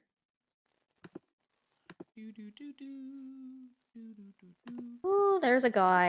You see, Is that Oh, an there's a lot of alien? guys. there are 4 guys, and they are all sleeping. What's the alien-looking thing? What alien? I think that's just a. I think that's just a man. It's just. This guy. Yeah, that's just a guy. That's just a big burly dude. I think it's a So butcher. there's isn't it? 5 dudes. Oh yeah, He's green. he. Well, he's greenish. Oh my! I mean, bluish, but still. That guy? Yeah, no, he's just a dude. Oh, okay. It might be. Okay. It might just be like he does have like a weird sickly pallor, but that's not my fault. And that's not his fault. You got some hot dumplings. He has anemia. So is dang this it. not the window we saw that lady go in through, or is this the This same window? is not that window. Yeah. All right, but there's a ledge. We can walk around to the other window. Yeah, you could walk around to the other window, but I will require you to make an acrobatics to avoid slipping. It's a low challenge rating, but Okay, let's do that. 10? 16.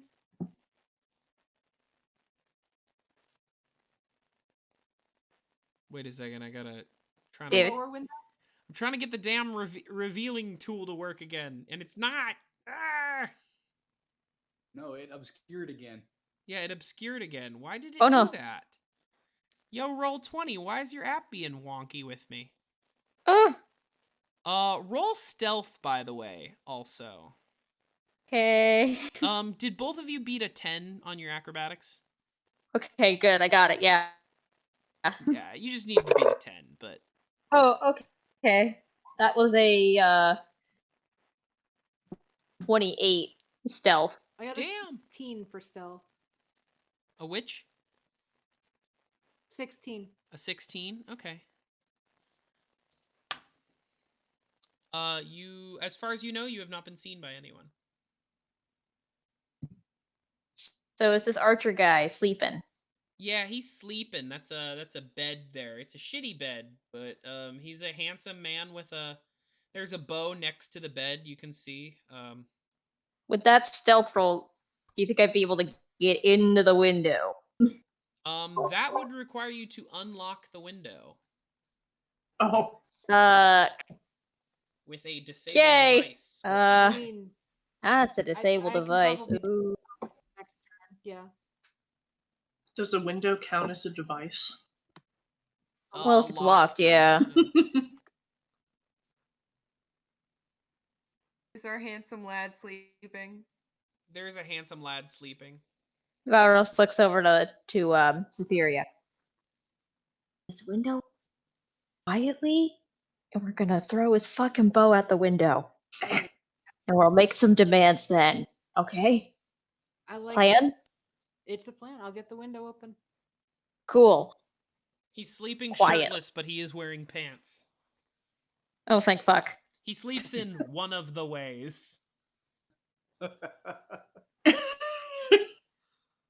The only way is to actually sleep. Nobody wears all their clothes when they sleep. Unless it's pajamas. Only in commercials. He's wearing pajama pants. Dave, do you want to continue this, or you go back to the others? We will come back to you. Yeah, let's go see what the other group is doing right now. Womp womp womp womp.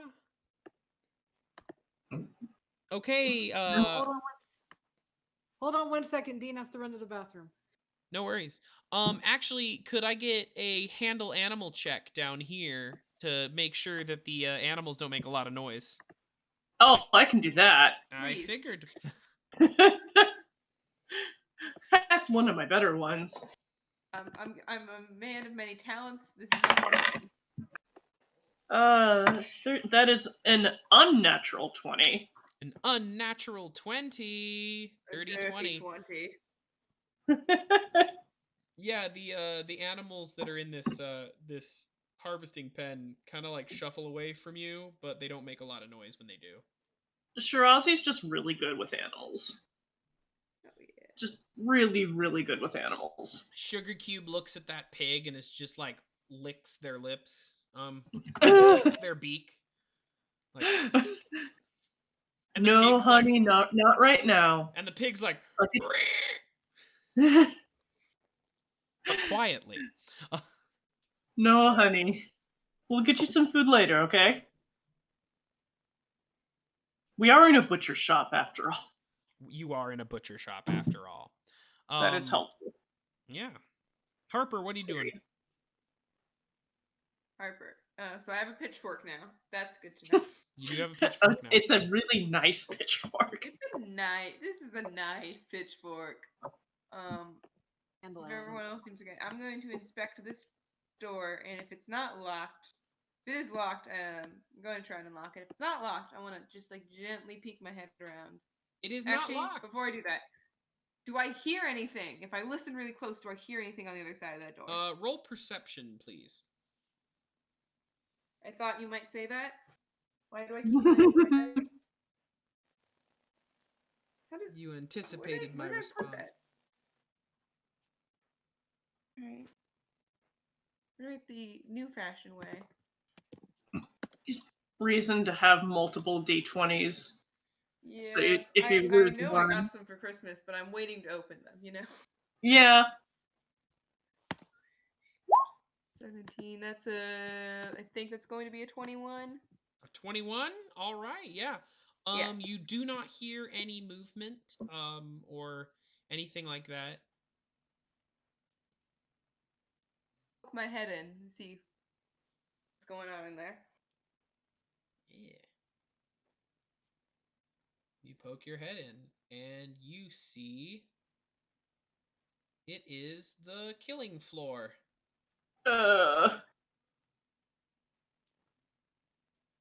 Reminds me of the one gay poem.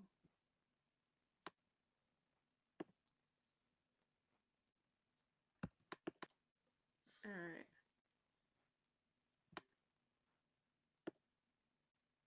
And there are I don't see anyone so far. What? Yeah, I don't see anyone so far.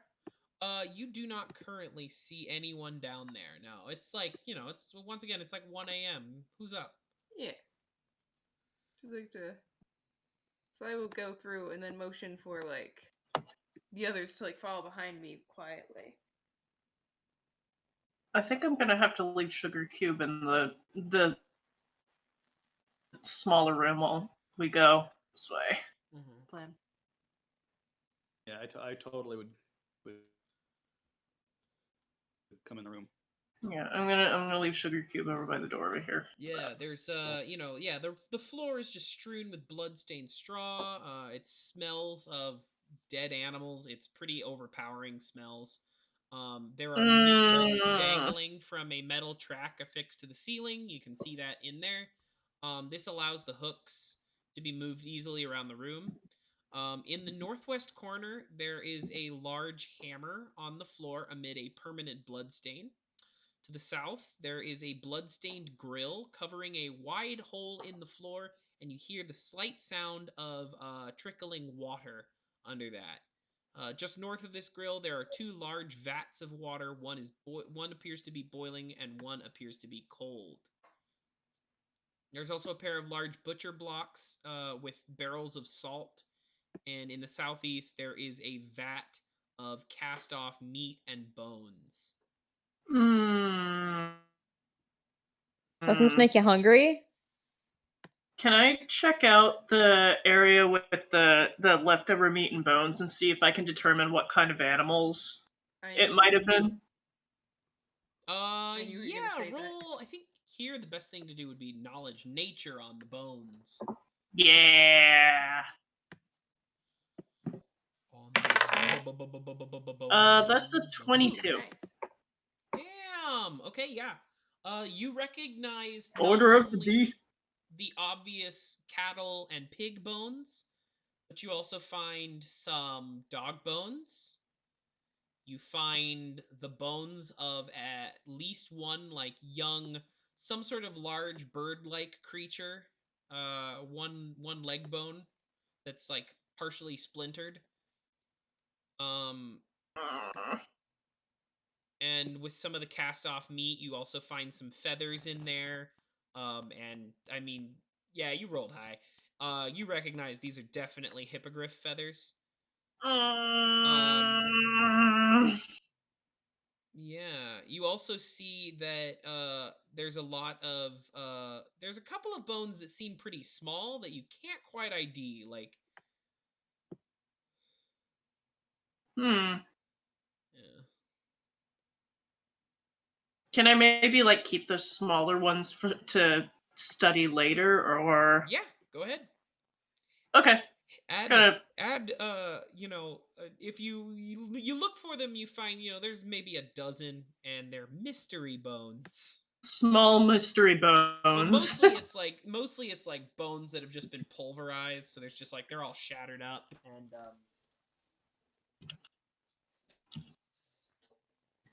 yeah. All right, I just put it in my other possessions. Small mystery bones. Small mystery bones. All right, Harper, are you gonna investigate anything in this room? So we've checked the barrels of bones. There's also, there's a rusty grating in the corner. There's some large vats of water. There's some butcher blocks with barrels of salt. And then a large hammer amid a permanent blood stain. Or you could try to go into a different room. Well, my main idea was checking if there was hippogriff bones in there. There's my thought process. Yeah, I was just gonna go listen at this other door. Yeah. Okay. Bakin, roll a perception check. 18. All right. Yeah, you hear what sounds like some maybe snuffling, like some sort of large rodent or very small pig, maybe. There's not really the grunting that would come with a pig. Okay. To listen in at this door here. This place is not meeting health codes. Yeah, roll Harper, roll perception.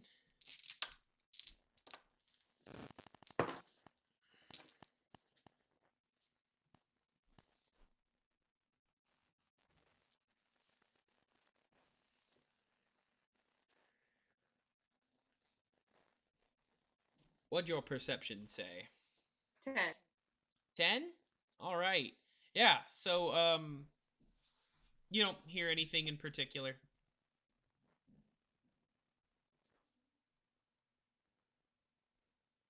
Dang. Yes. Bacon. Shirazi's gonna hold up one of the bones and kind of like turn to the others and hold up one of these hippogriff bones. I'm like, well, found my answer to the hippogriff problem. Oh, and before we move on to the next scene with Valros and Zephyria, I'm gonna need all three of you to roll me a stealth check. Oh no! That checks out. That is not something I am good at all. Oh no! It's Hello. I am large and wearing chainmail. Mercury. Can everyone pipe a little down so I can hear what Mercury just said? Oh, I didn't say anything. I just got a 14. Oh, nice. I'm just gonna put mine in the chat. Oh no. I don't. Oh. Okay, so I get negative skill checks for amazing. Shit. Amazing. So as you're rummaging Come around on. in these bones, Okay, I'm up. Amazing. as you're rummaging around in these bones, you like grab one, and there's like a skull that like comes. It's like a cow, like a broken cow skull that like as you're pulling it, you kind of like turn to like pull out the weird little bones that you were going to show to Harper, and as your hand comes out, the cow skull like slides out with this like the small bone you have is like accidentally like hooks into it, and as you pull it out, the cow skull like falls out, and you like shoot out a hand and you catch it, and you're like, and then the whole thing of bones just tips over and spills bones everywhere. Oh, They all jeez. like clatter. Oh, jeez. Zephyria and Valros, give me a perception check. Ooh. You hear a lot of bones. Ooh, he's not paying attention to that. That's an 8. Zephyria got a 17. Okay, so Zephyria, you're standing here and you're listening to a snoring sound from these 4 guys in this B7. And suddenly the snoring that you were hearing, two of the voices that were snoring suddenly stop.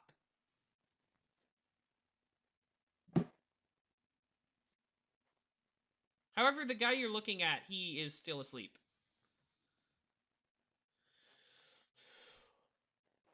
Harper, Bakin.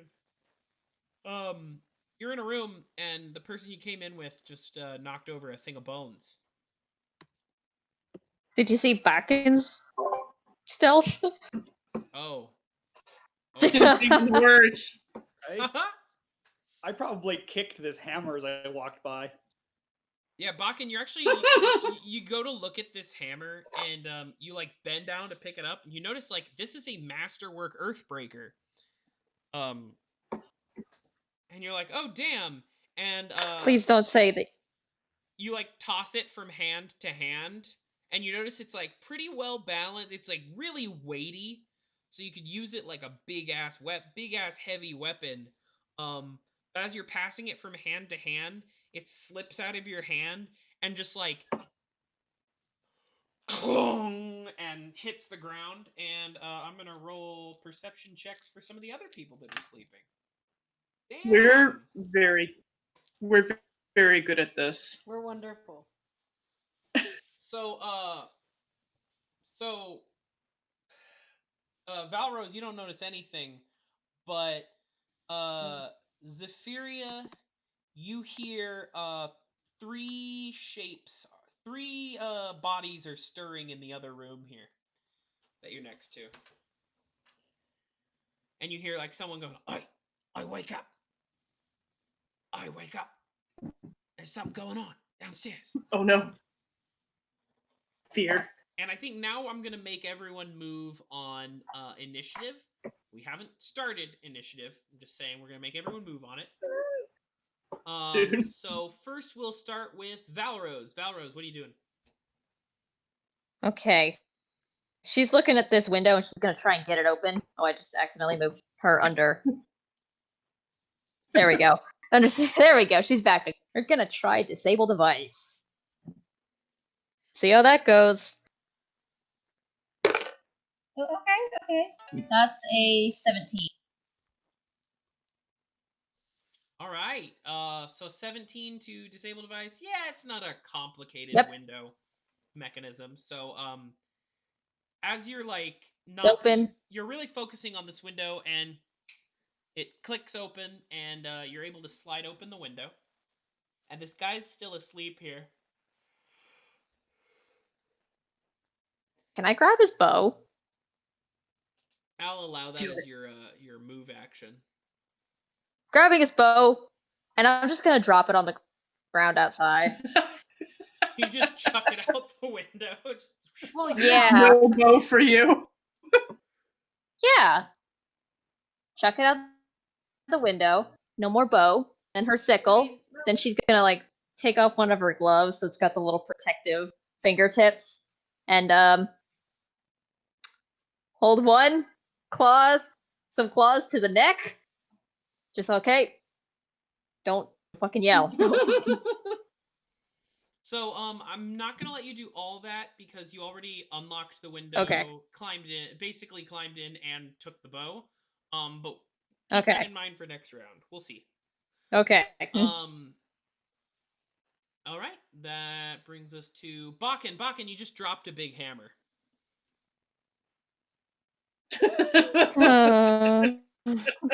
However, you do not hear any Somebody told me to indication put that the hammer it woke down. anyone up. Well, I mean, once my ears stop ringing, I look around the room and kind of shrug. Did the hammer fall at the same time as all of the bones? A little bit Probably. after. Oh, no. So clatter, clatter, clatter. Ball. Yeah. Right? Now the question is, do they think something just fell over, or do they know somebody's here? Well, who knows?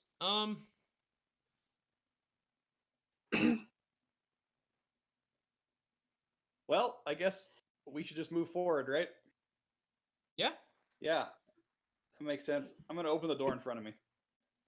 I'm gonna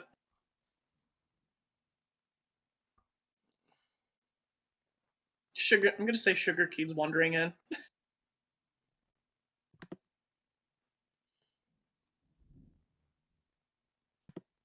Sugarcube finds like a hunk of like cast off meat, and she's fucking horks it down. She's gonna have herself a snack. It's kind of like a lammergire where you see them like just eating whole bones. Yes. Shit. Hork it down. And there's nothing in this room then? Yeah, it's just a hallway. You see there's some more pens, but you can't quite see what's in them. Okay. Well, I'll probably move in. Yeah. Okay, can't. Okay. Closest now I can you get to can that see door what's that in 'em. actually being half on it, but. So there's a type of Yeah. animal that's like not super common in this area of Verisi. It's more common to the north and in like marshy areas. They're called donkey rats. They're basically capybaras. And you see there's a few of those in here. And there's also in one of the pens there's just like a big dog. And it seems it seems like a decently well-fed but really poorly groomed dog. Oh no. Well, that doesn't seem exceptionally useful at the moment. Maybe let him out later. So I guess I probably have a little bit of movement left. I'll just move back out here and be ready to move on. Alrighty. I could probably make it to there. I got some pretty good movement. All right. Okay. That will now bring us to Harper. No, sorry. Let me just check real quick. Valros, can you roll me a stealth check for when you threw the bow out the window, unless you weren't trying to be stealthy? Okay. Let's do the roll. So that's sorry, math. It might be simple addition, but it's still complicated. So that is a 13. A 13? Uh-oh. Wow, okay, that succeeds. You slipped through it. Like there's like that echoey clatter of like the wood hitting the stone on the concrete. Yeah. And she like freezes for a hot second and just like All right. Okay. That brings us now to Harper. Harper. Alright. If I didn't hear anything behind this door, I am going to carefully open it. Also while glaring at Bakin and then at because he's just this is why I work alone, and then images of Tenacity yelling at him. I work alone. No, you don't. No, you don't. Don't lie. Don't lie. Why are you lying? Stop lying. Ooh, I see stairs. Ooh, do I wanna? I think before we go upstairs, because I'm going to assume that upstairs is where everyone else is going, because that's the only logical reasons. I'm going to check. Can I open up this door as well? Because I want to make sure there's not like more people down here, so we can ambush when we're upstairs. I'd like to check behind this door. And you did see that big hanging cable, meat hanging cable, does lead into here. So when you open it up, unsurprisingly, it's a meat locker. You found a meat locker. Unsurprisingly, it's meat. Alright, then leaving that, and then just heading inside, motioning for everyone to come with me. You could I even don't make a know solid if- argument. I don't think that Sugarcube doesn't do stairs. You could make a solid argument that this is all the world's meat. Uh, Alright, let's do marching order, guys. I might actually stay down here with Sugarcube because if it comes to a fight, you can lead them down here, and I could charge across the room. Alright, that sounds like a plan. True. It's a really, Alright, Bob. really good plan. You might be able to make it up the stairs quieter than we. So Harper, We could. you've walked through here. That does bring me to Zephyria's turn. Because remember, there's some people who are awake, and we just haven't gotten to them yet. Right. So, Valros went in and hands me out. So when she's holding the bow, I'll reach out and take it and throw it down to the ground level. Thought we already threw that. Wasn't certain if Dave let you actually throw it out the window or not. Yeah. Well, she was being a little bit stealthy about it. She was just kind of like toss it. Yeah, you basically just dropped. It's dropping a weapon is a free action, so effectively what you did is she drop actually in? Is Valros actually in the room? Adriel, can you move Valros to where you think she is? Right next to him.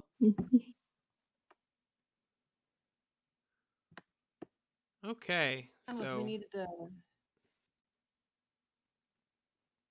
tie this guy up and take him down, right? Yeah. So we can return him. You want to come in and do that?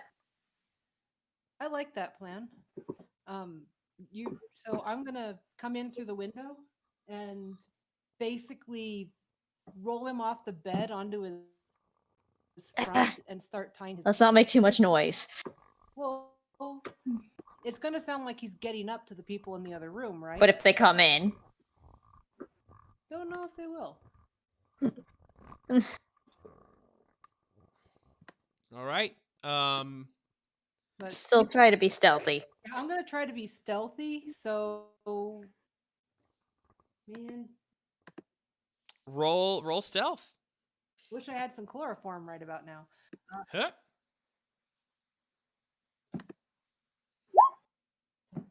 24 on stealth. Damn. Okay, I keep rolling like shit. You feel free to do that. I'm gonna take something and basically, gag him first things first. So roll him off the bed, gag him, and start tying him up. Hog tie him a little bit. Kind of fitting for this area. Mm-hmm. Man, if I was a priestess of Callister, I'd have a lot more practice at this.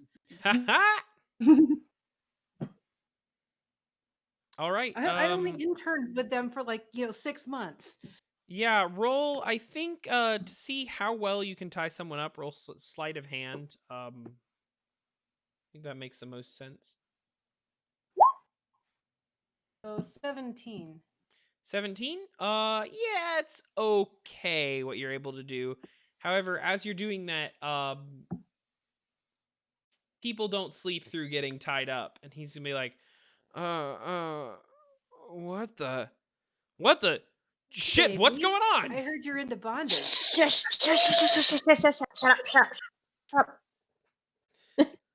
up. And that, Right. and we're you hear from the friends. other room, "Oi, what was that? What was that?" And, that brings us to that- Shirazi. Hi. I am not attempting to go up the stairs. Shirazi is going to check, I think, this room where the penned up animals are. Crap, I cannot move far enough to free the dog. Huh?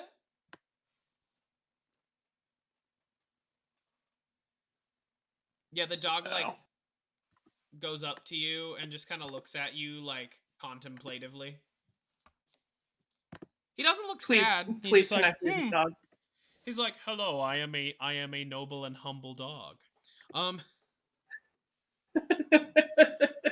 He is also very thick. He is it, you know how it's like there's like the idea that like you can abuse a dog by like just overfeeding it and stuff. At this Oh point. no. Like He's too you can big. Tell, you can tell people have just been like feeding the hell out of this dog, and they don't really. They're probably it's less of like they want a big chonky dog, and more of just like they don't really know what is a proper amount to feed a dog. So it's not like they're malicious in doing what they did, but this dog is damn boy he thick. Oh no. Yeah. That poor dog. And he just kind of looks at you. He doesn't even bark. He just kind of looks at you as if he's expecting you to feed him. And that will bring us to the cowhammer. I'm going to let you out of here once I get the chance. And you hear, Great "Oi, meal check for on the the boss!" Oh no. 5, 10, 15. Oh no. I'm just Oh no. making out with him. No. Oh, ew, disgusting. I don't know where he's been. Well, he's been in I'm Monia. a religious woman. So am I. So, Valros and Zephyria, you see a shirtless guy with like big mutton chops, and he's holding a big ass fuck off hammer. And he walks in, and he's like, "Oi, who the shit are you?" We're friends of his. Get out so we can have some fun. She's lying. I'm going to kill this guy if you don't back off. I roll my eyes. And with that, We're all playing. let's switch to these other two that come downstairs and they see Harper, and they're like, "Oi, what you doing in here?" Oh no. Harper, Health you've been inspection. cornered. Oh, damn it. I shout for Shazira? Shirazi. Shirazi. I don't know why. Scheherazade. You're Scheherazade Shirazi. That's how I'm Oh gonna my god. Shit. Sorry, I don't know what's going on with my brain. And then Bakin, I'm like, "Yo, in here." And Brute then I pull out my Squad, Saint help! Brute Squad. And I pull out my cane sword. Now, we don't have to fight, fellas. I'm thinking we fucking do. You came into our office or workplace. Wait. You came in our place of work. And you're creeping around at this ungodly hour. We're just humble folk trying to make our way in the fucking world. Where are you getting your supply from? What do you mean? We know you're not just selling cattle out here. We sell all the world's meat. It's on the fucking sign. Fair enough. We don't want any trouble. We're just looking for the reason as to why so many hippogriffs are going missing, and I think we found out why.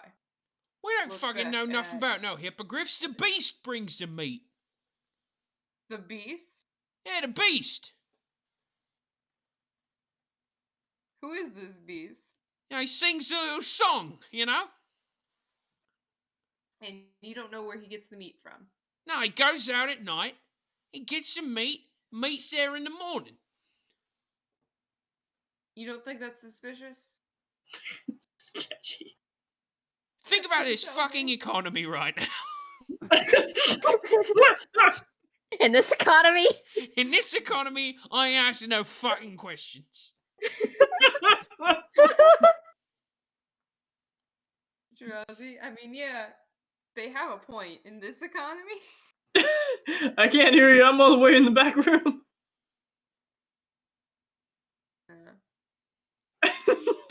Now, I'm gonna Listen, give we don't you want to make- to the count. Oh, my tummy.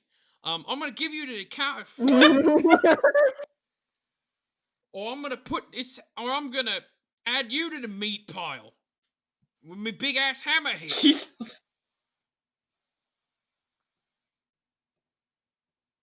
Well, that's rude. Okay. Now threatening me, therefore anything that happens from here can be self-defense. And I think Harper that's- just loudly shouts legal disclaimers. We can hear that from above, right?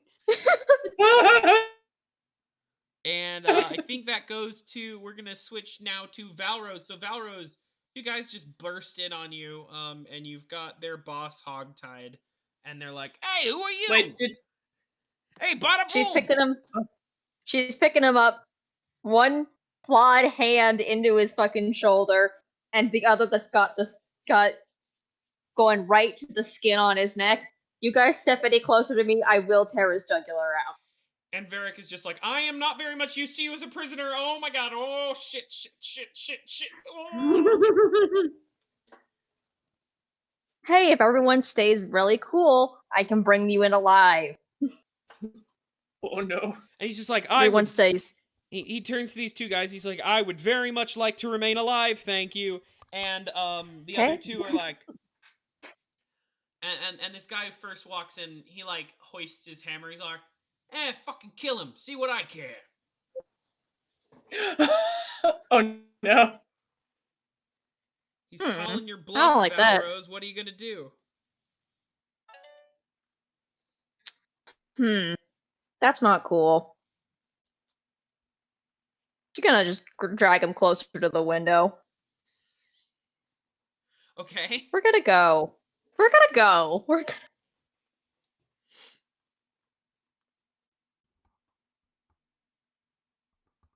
There's not much else to do. No, you don't get to go. Shit. no. I don't get to leave? Robber, no robbing. Should I do an intimidate check? You may do an intimidate check. I'll give you a little bonus because you do have kind of the upper hand here. Ooh, okay.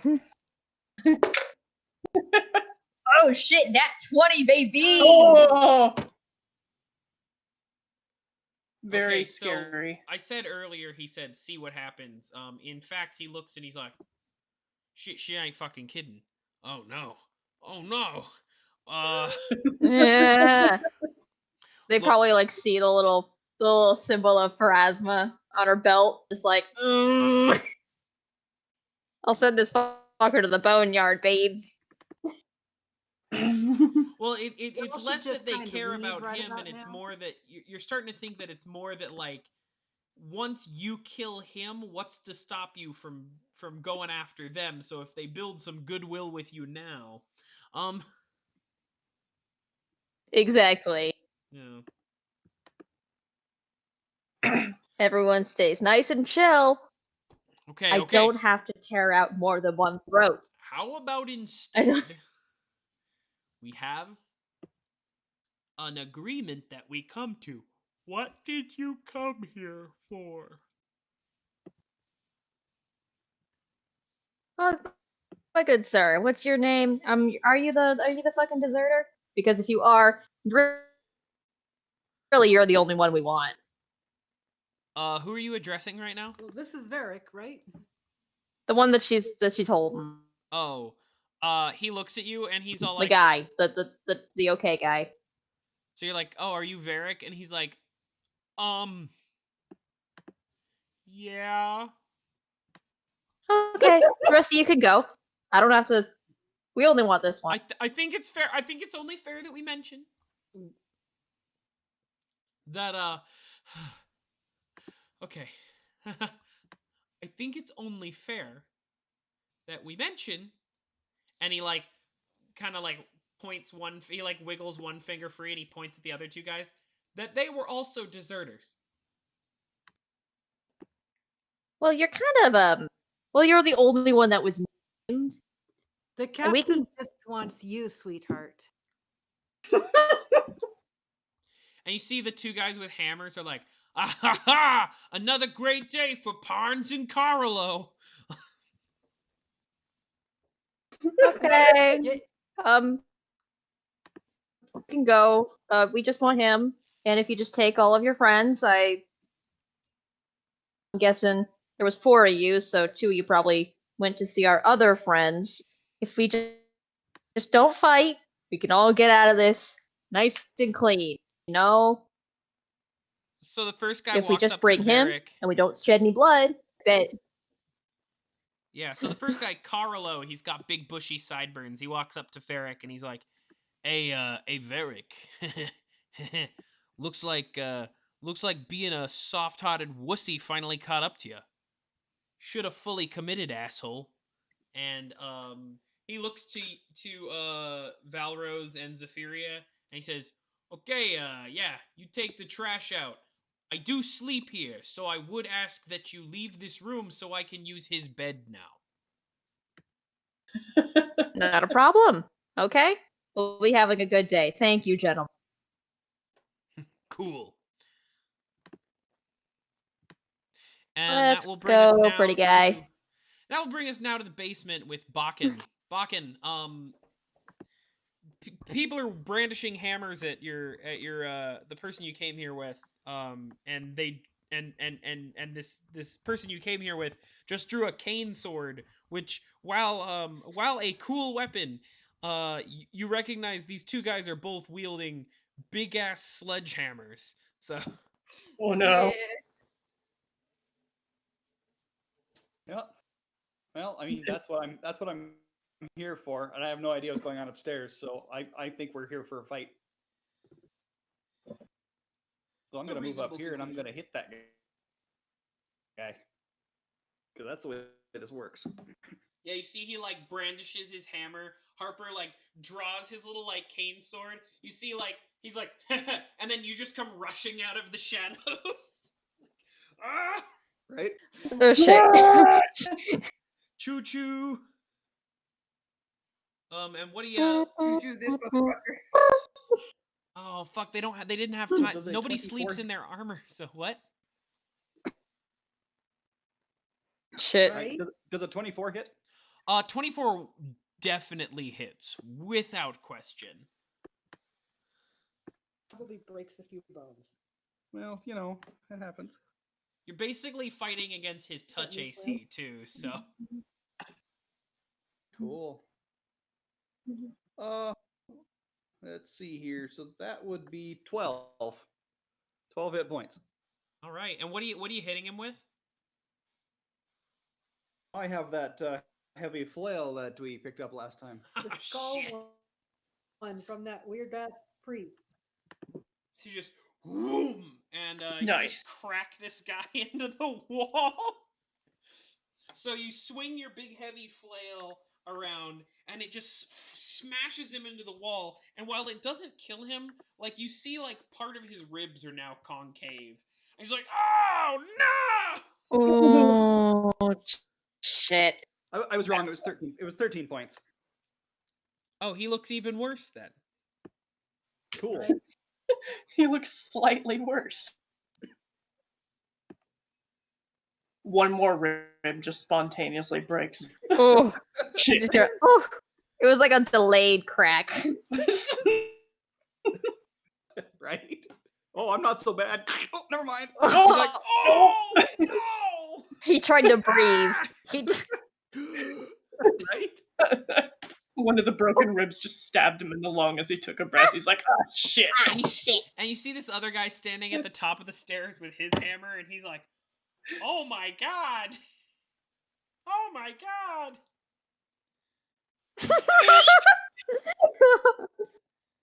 Who would they be worshipping?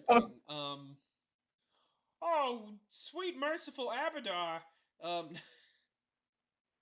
We're probably just beating up some like regular like working class They're- guys. Guard. They all joined this asshole here. They are most likely mercenaries. Yeah, that too. Most likely. We didn't check. We didn't really verify that, but we're pretty sure. To be fair, Horrible. they swung first, so it's self-defense. You just beat up somebody's Uncle Jimmy. You just saw. You What's just it- see the guy at the top. I is was like, trying to play nice. yeah, you see. Yeah, the guy you hit was this wheezy dude. And he's just like he's wheezing even more now. And the guy at the top of the stairs is this guy with like he's got a big bushy eyebrows that merge in the middle, and under his nose he has a big bushy mustache. So it's like he has one big fuzzy caterpillar and a second big fuzzy caterpillar above it running parallel to it. And he's like, No, I love "Mulder! Spectacular choice. My good buddy Mulder, no!" And he No! looks at you, Bakin, and he's like, "You're gonna pay for that, you son of a bitch." Oh no. Bring it. Wait, is he straight up dead already?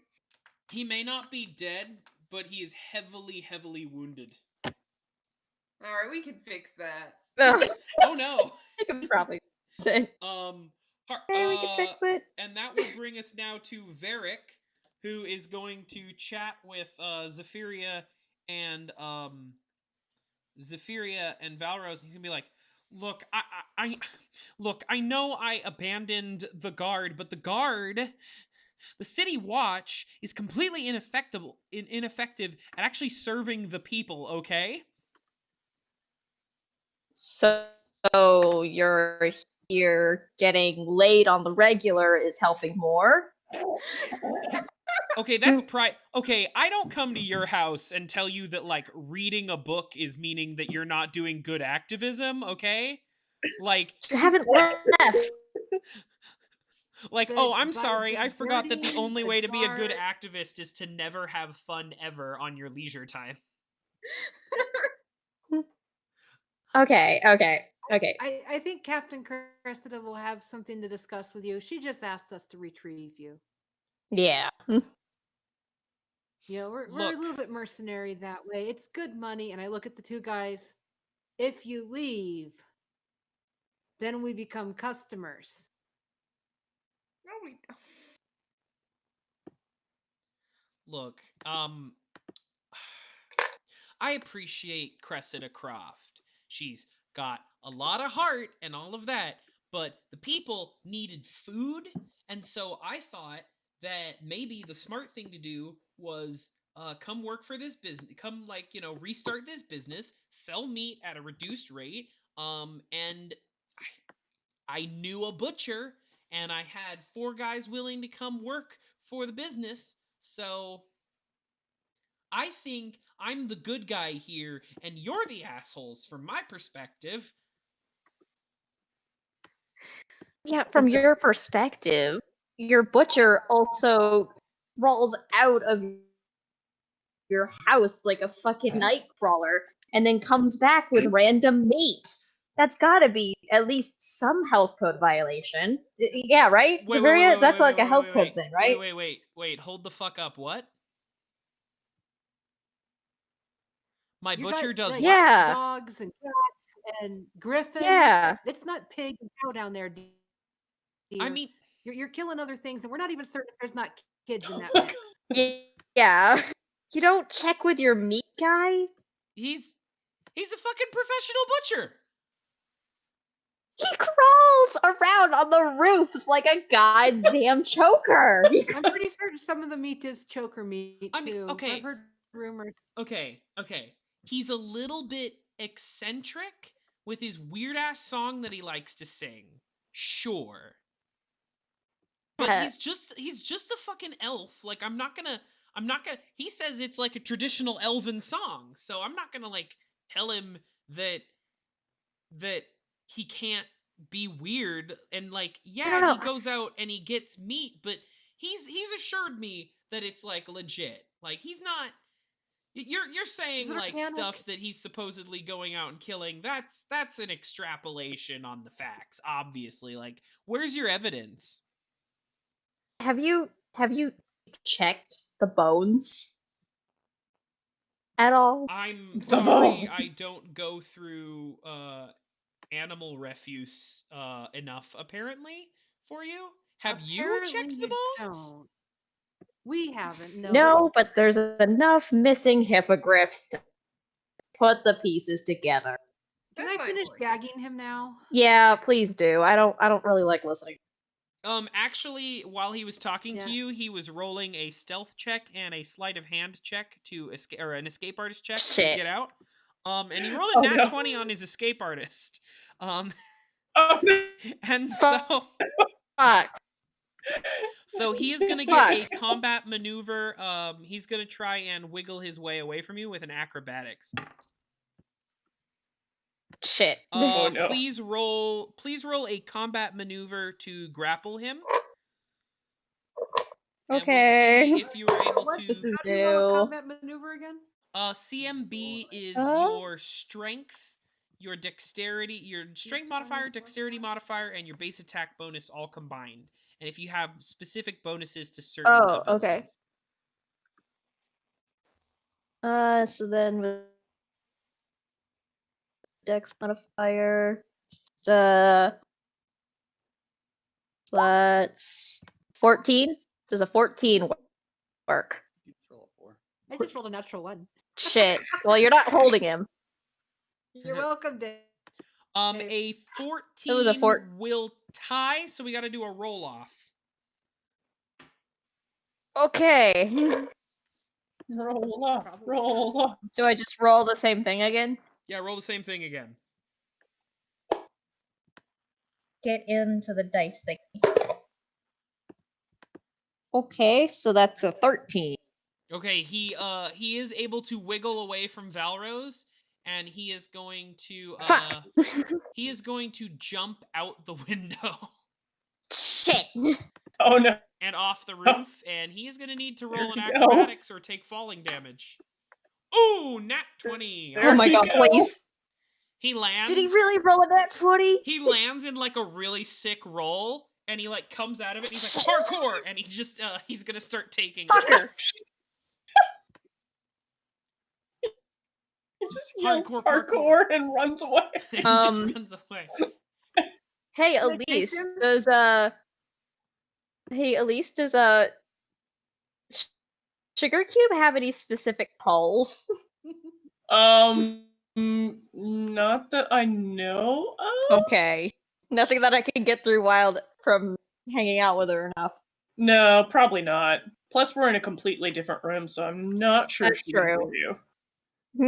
Anyway, Good so try, yeah. Okay, anyways. And he's gonna go 5, 10, 15, 20, 25, 30 feet away. But can I chase him? Yeah. Soon. He did take a little bit of damage from jumping off of the roof, but my initiative.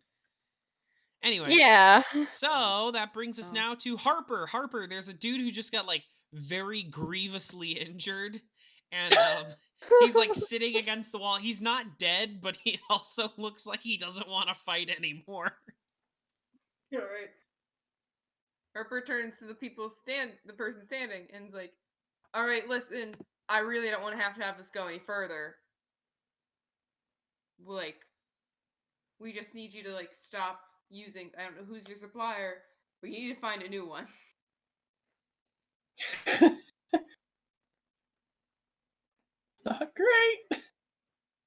We don't need anyone else to get hurt.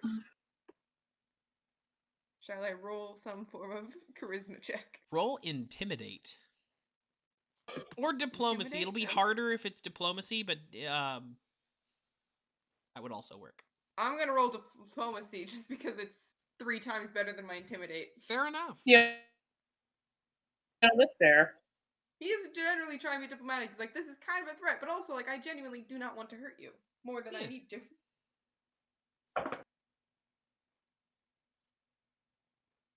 One. 21? Yeah. Nice. Okay, yeah. That'll do it. I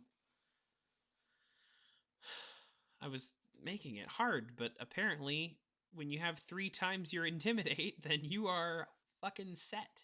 But yeah. So this guy's like, okay. I don't want to get my ribs crushed. So I guess I surrender. And he throws down his hammer. Poor guy. Sorry about your friend. Hopefully, get that sorted out. Yeah, we'll get him a potion of cure wounds or something. And that has I imagine this place has a lot of workplace accidents, and so they just have like a bunch of potions. This round. Okay. Oh no. Anyway, that brings us now to Zephyria. Zephyria, the guy that y'all had tied up wiggled out and jumped off of the roof. That's fine. I wiggle out and I jump off the roof after him. Oh and God. I'm giving chase. All right, are you jumping? That's an acrobatics roll, right?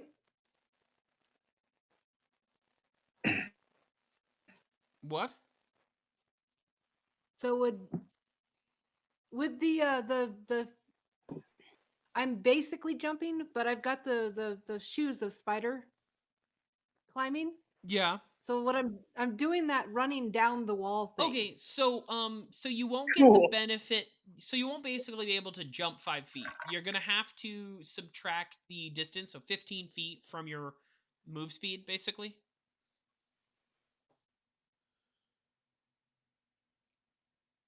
Climb speed with the shoes is 20 feet. So if I do a double move out the window,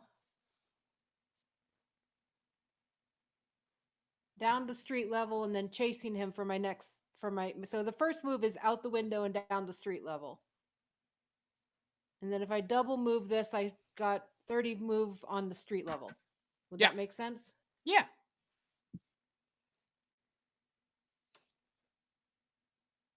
So I can catch him? You can catch up to him. I don't know what you're planning to do, though. I mean, if he continues to run, he's not going to like my next surprise. So. Oh no! Oh no! Yeah, the winds are stirring. Oh shit! Okay. All right. And then it is Shirazi.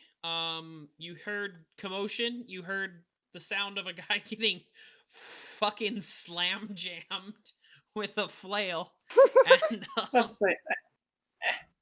yeah, I'm going to like come up to the door and look in and like, hey, you all right in there? What's going on? How you guys doing? You want some snacks? You good?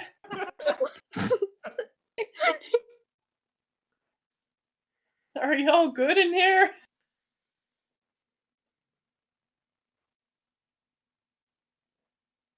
Also, did anybody pick up the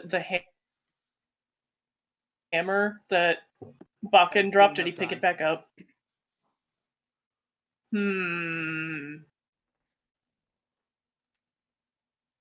Dave, can I go ahead and say that she picked it up and is like just kind of like holding it nervously?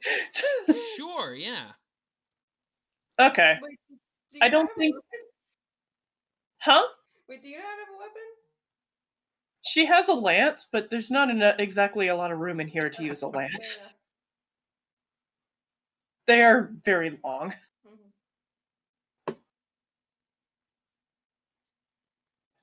So she's just gonna be like holding this hammer at the door and be like, "Hey, y'all good in here? I think we have it under control. All right." All right.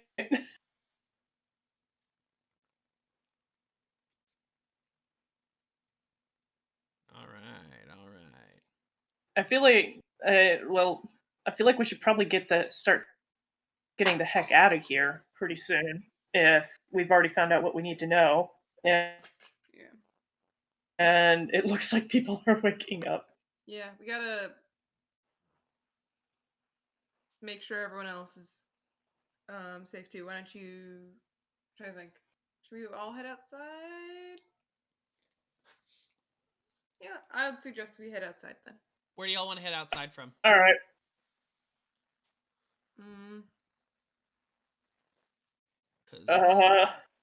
So if I probably heading back the way we came in.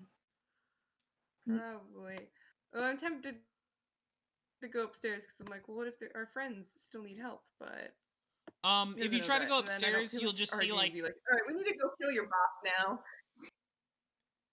You'll see like This these is guys Harper's will job, just be like, right? we would not like you to go upstairs where our personal items are. That is where we sleep. That is understandable. We will be heading out. Okay. Goodbye. Bye. And what's gonna happen here? Though, you need to find a new supplier. We don't want to have to come back here. Okay. All right, what happens here is I'm actually going to switch us all to a different map. That's not going to be a perfect setup, but it will do. Okay, I'm going to switch you all to another map. Because as... Oh no, oh my god. Oh my no. God, I hate that fucking thing. Where is it? I don't see it. I don't... Oh, see, that's what I was looking at earlier. Yeah. The weird green guy.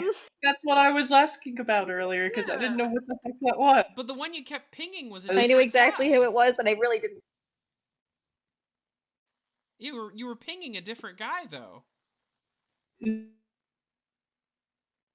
No, I was definitely clicking on this guy. Yeah, we were looking at this guy. We all collectively were like, why is he green? Fucking what? Weird. I didn't see him. Yeah, I haven't. Yeah, this is the first time we've seen him.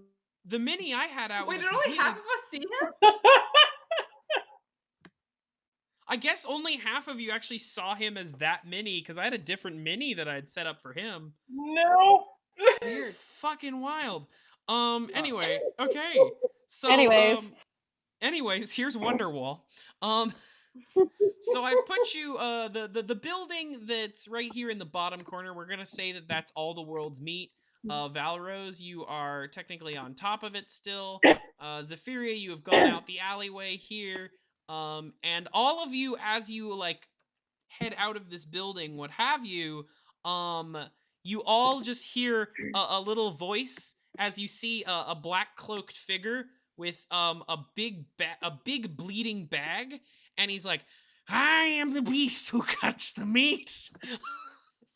Oh no. Oh no. Don't like that. Don't like that at all. Oh no. Alright, hold on one sec. I'm gonna get some water.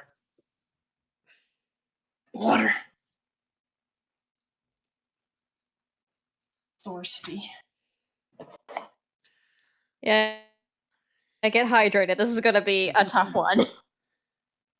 Emotionally, mostly. And with that, we go to the top of the order, which is actually going to be the beast who cuts the meat. juicy Shit. and fresh for you to eat.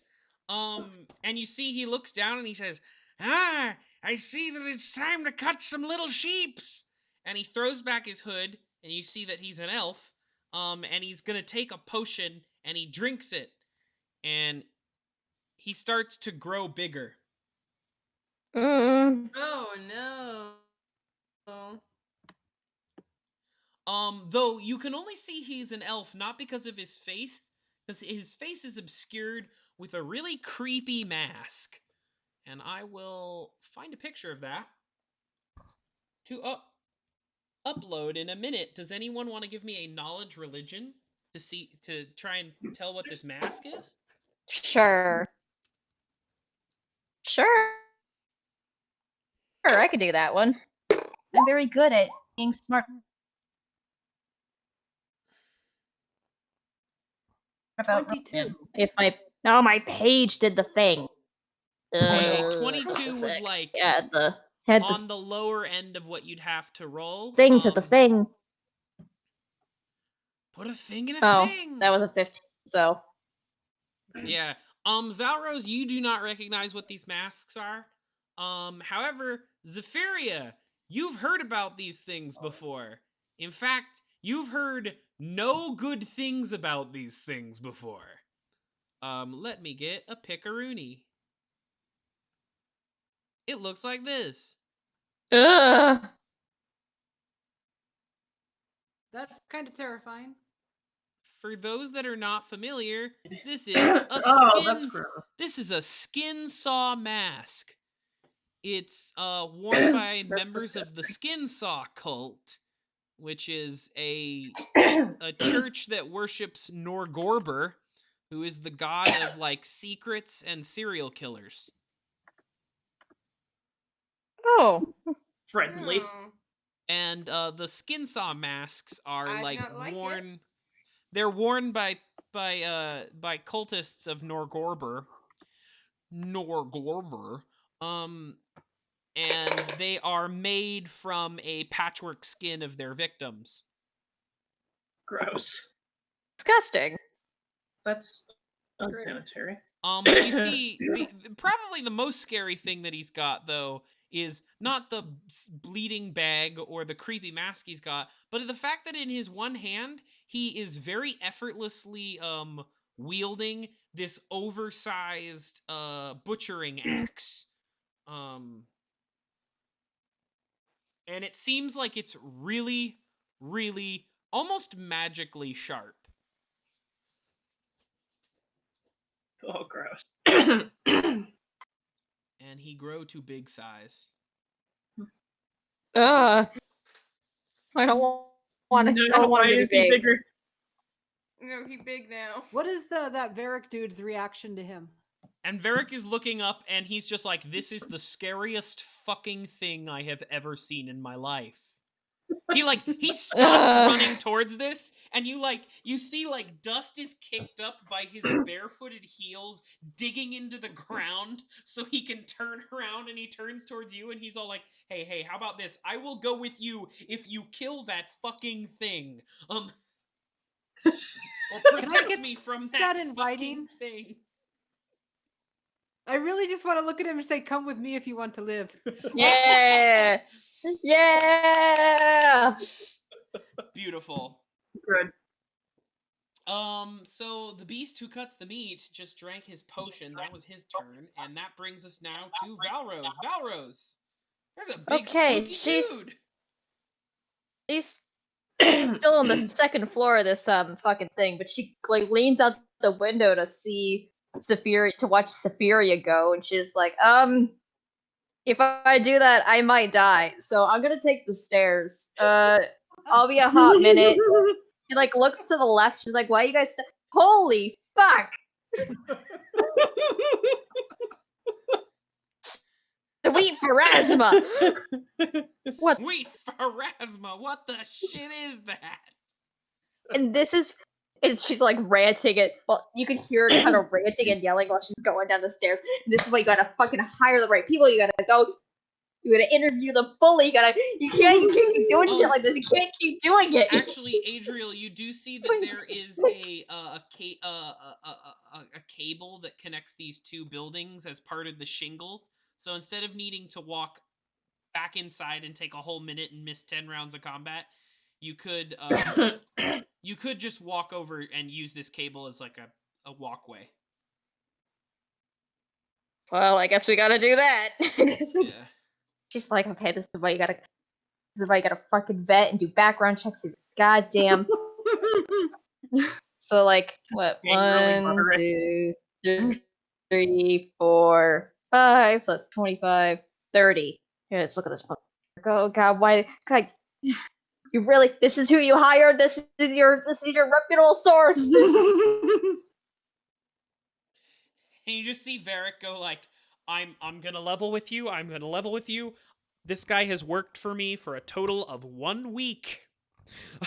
That's a reasonable vetting period, okay? Clearly I'm not gonna keep him on employ after this. Oh my God. Oh shit. Just keeping a cultist of the god of fucking serial killers is a choice you're making here. Okay, do you think he wears serial killer clothes in his normal workday? He's a butcher. Who can tell the difference? I'm sorry, is Right. every dock worker suddenly the king of pirates? Wait, I'm not sure about that. Brick's not here. I don't know. He turns to Bakin. Well, Well, Funny you should ask. I pull out a pirate hat. Wait. what? hold up. Whoa! Anyways, that's my turn.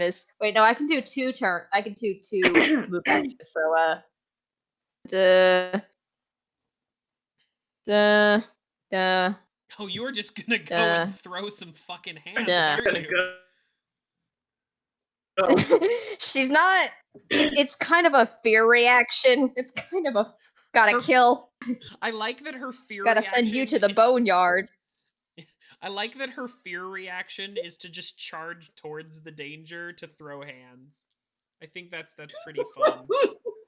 I mean, The faster she kills it, the faster that Pharasma, bless her, will deal with it in the boneyard. It's called a fight or flight reaction for a reason. She just Truth. has the fight. she's Only all fight. No flight, only fight. Yes. I send all of my problems to the boneyard for Pharasma. Fair enough.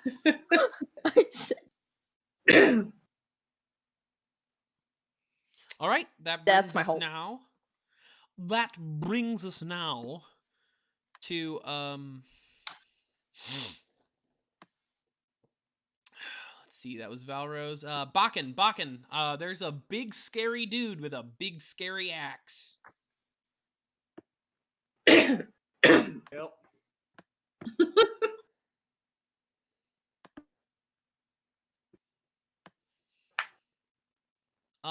There's a couple of spots where you think to about there-ish. All right, yeah. I was gonna say there's a couple of spots where you think you could probably climb up onto the shingles pretty easily without needing to make an acrobatics or a climb check. Here's one. Roof battle. One. If you want to do a rooftop battle, or if you want to hope that he comes down to kill you in the streets. Actually, my first thought was I'm gonna shoot him, but getting up on top is good because then when he comes over and I can't get a good angle, I can hit him with something else. So I think I might do that actually. So that'll totally work. I can move up here and then shoot him. All right. That'll work. So I go up on the roof here and then I take a shot at him with my bow. Shoot at him with your bow.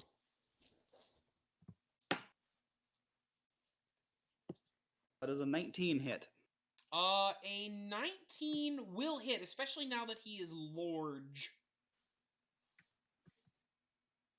So much fun to put a thing in his face. Him big. So Big. 8 points of damage. Ah! You will be the first to be sent to Norgarbor. I'm gonna make your skin into a nice pair of trousers. Gross. Yeah. Yeah, sure. I Well, the like answer is that come and bold get me. responsive. Yeah, sure. Oh, And then Varric is gonna see this, and he is going to say, like, "Hey, I'm gonna get out of your way so you can fight the giant scary monster, and I can go put on a shirt." Changes his pants. Can I make him swear to swear on my my holy symbol that he will turn himself in?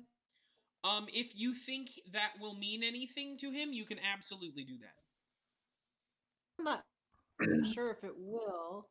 That's fair. I mean, I'm like the least intimidating person here. yeah, it kind of depends on, like, you know, what does Zephyria believe will work, and whether it works or not. It was a character moment, and I'm down for that.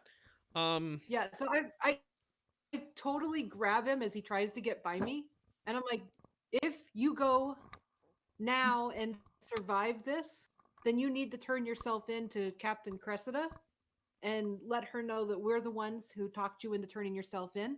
If you don't do this, I will hunt you down and slit your throat in your sleep. You know what? Convincing. Drop that thing, and we'll talk. Sounds good. I know where you sleep and I know who you sleep with, so you're not going to be able to hide for long. Oh boy. Okay. He takes off back towards the alleyway where you threw his bow. And I am gonna just stuff him in the corner here. Yep. We don't have a chungle bin in this game. No we do not chungle have a- bin. we don't have a chungle bin. Yeah. I didn't draw this map, so there's no chungle bin. Those are a feature of all of my maps. Okay.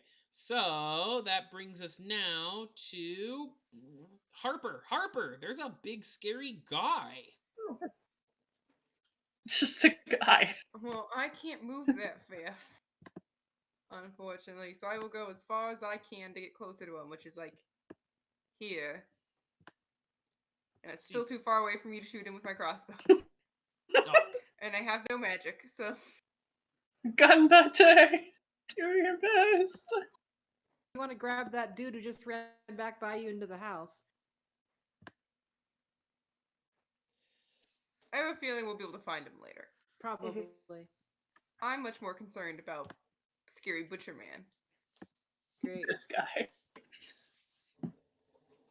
So I believe that's probably about all I can do from here.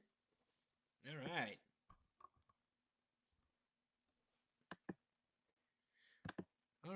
All right. Okay, so you square up with this thought, and you are not able to do much yet. You could do a double move, so that way next turn you're closer, and you might be more in range.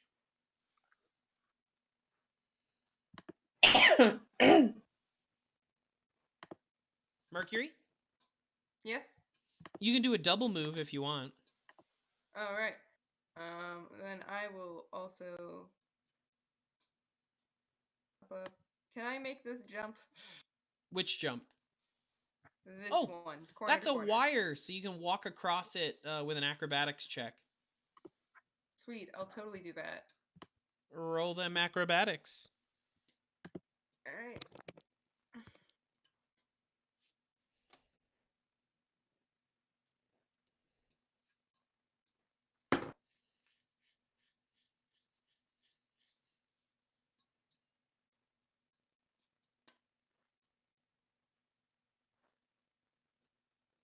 Ominously quiet acrobatics check. Bum bum. Oh, Worry. Can you hear me? I said it's an 8. Oh no. You Oh fall. no. I made a very faint noise. You step out That there. was my lowest roll of the night. I rolled a 2. Oh. Well, thankfully, you only take 1 damage when you fall down to the street below. Okay, I shall mark that. You just like fall sitting down, so it like bruises your coccyx. Oh no! You're like, shit, my ass. my tailbone. I'm too old for this. Ow! You wore like nice shoes, and they don't have that much grip, and you're like, shit. All right, that brings us now to Zephyria.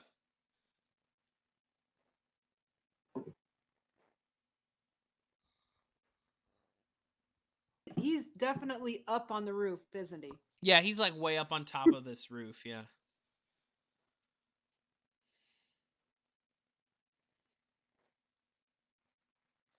I'm gonna go ahead and climb up the building in front of me.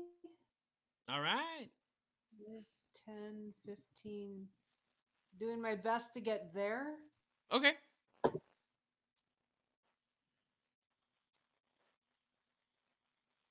Use the hand crossbow. Okay.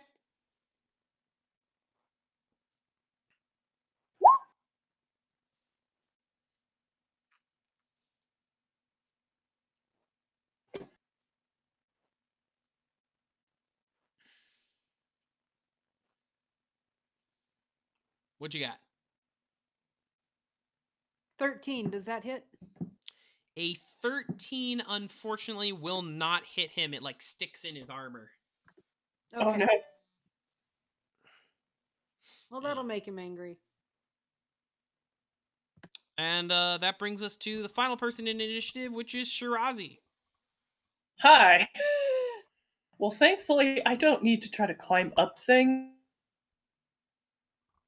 I can get on my hippogriff, and we can take off.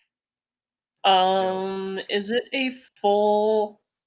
Is it going to be a full round action to mount my hippogriff and like start flying? It'll be a move action for you, or and then can I go ahead and start doing that?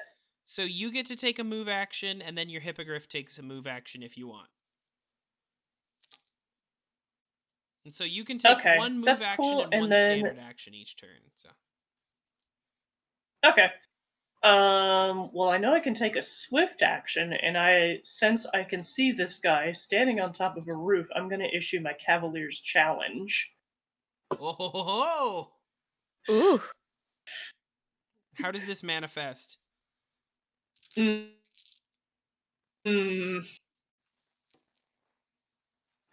My tired brain thought of the worst option possible. Oh no, please explain. Swiggity swooty, gonna kick your booty. Beautiful. Oh. Go for it. So yeah, that's I think that's gonna be my turn for now, unless I can like move a little bit closer, but it doesn't super matter because hippogriffs have a move speed of 100 when they're flying. Yeah. Wow. I can just zoom right up there. So I'm guessing we're just kind of like. Yeah, actually, let's check that. Remember, he's already used to killing hippogriffs, though, so he might know where to start. Right. Hey, Dave, does moving just straight upward, like just taking off, count as the move action? I'm not gonna make you. Or can I move Sugarcube? Kind of like this. Yeah, okay. count it for. Yeah. I'm gonna say they're up here, kind of like they're in the air. All right. Yeah, and I got my. I dropped that hammer, so I just got the lance now. Okay. You gonna fly up and attack? Can I do that? Yeah. The only thing round? is, do you? I can. Do you have ride by attack? The feat. I don't think I have that yet. No. Okay. I don't have that yet. No. Yeah, you can fly up and you can attack him, but you'll be engaged in melee, basically. I'm gonna hold off because I'd like to charge next round. Ah. Yeah. All right. And Yeah. that brings us back to the top of the order. And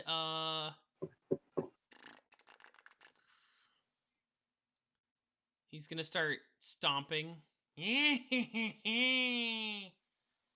he's too big. He's too big to use the planks that navigate, or this plank over here that navigates.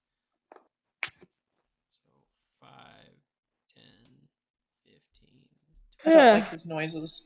Me neither. 25, They're 30. bad noises. Yeah. Very bad mouth. And so he's over here now, Oh no! and he's gonna take out a meat cleaver, and he is going to huck it at Bakin shot him, so I think he's gonna be like, I am the beast who throws the I'm the beast. throws the steel. Sink in your flesh, cut you to meal, and oofa doofa. Does he have to rhyme every? Yes. Everything? You know what? It's Yes. a challenge One to me to opponent try in and every have all game my who rhymes villains rhyme all the everything. time. My weirdest, creepiest villains. Bakin does a 25 hit. Oh, I guess. Okay, you're gonna get hit by a hand axe. That's Oh no. 7 damage. Okay. Yeah. As this masterwork hand axe plunks into you, you notice, oh man, the craftsmanship on this thing is great. That's a keeper. How do you get it? If you get hit by it, do you get to keep it? You're not It's getting free. this It's mine back. now. Pretty realistic. Pulls out of his leg and throws it back. Actually, that's pretty funny. I might throw it at him again. That'd be great. Go. Please hit. It's free real estate. It's free real estate, baby. All right. So there's that. And then that brings us now. Right, meow. Yes, right, meow. Right, meow. Yeah. No. That returns us to Valros. Valros, this big creepy dude just threw a hand axe at your buddy. With her free action, she's activating her shifter mode. So she gets basically the rogue's evasion talent. Nice. Because she's on these planks. Basically, if you're close enough, you can kind of see the little mouse whiskers kind of like sprout, but they're kind of half there and a little bit stringy. They're not quite through. Oh. But yeah, she's like mumbling under her breath, just like. And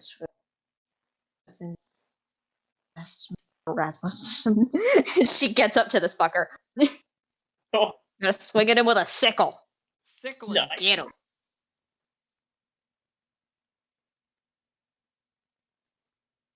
Gonna sickle him.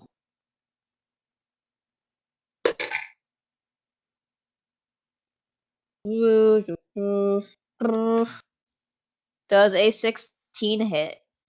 A 16 at this size, it will hit him. You feel that if he was one size category smaller, he'd not have been hit by that. Whew. Okay. Okay, we're gonna get you. Ooh, 7 damage. 7 damages? Damn. Goddamn. Cut this meat. Cut. Ah!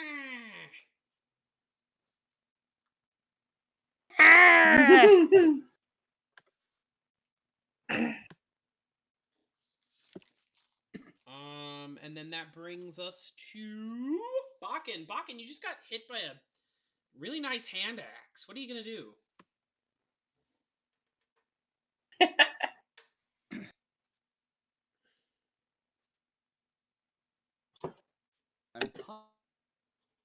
I'm wondering, I trying to decide. I can either shoot him again, but I could move forward and hit him with my flail, which does a lot more damage. That seems more useful. Let's see. I think I have to stand on that border wire thing, something, right? Yeah, you can do an acrobatics to cross over on that wire. Is there room for him to cross over with the way that guy's placed himself? Oh, good point. You'd have to stand on the wire to get the benefit to get close enough, basically. Or you could try and bull rush him.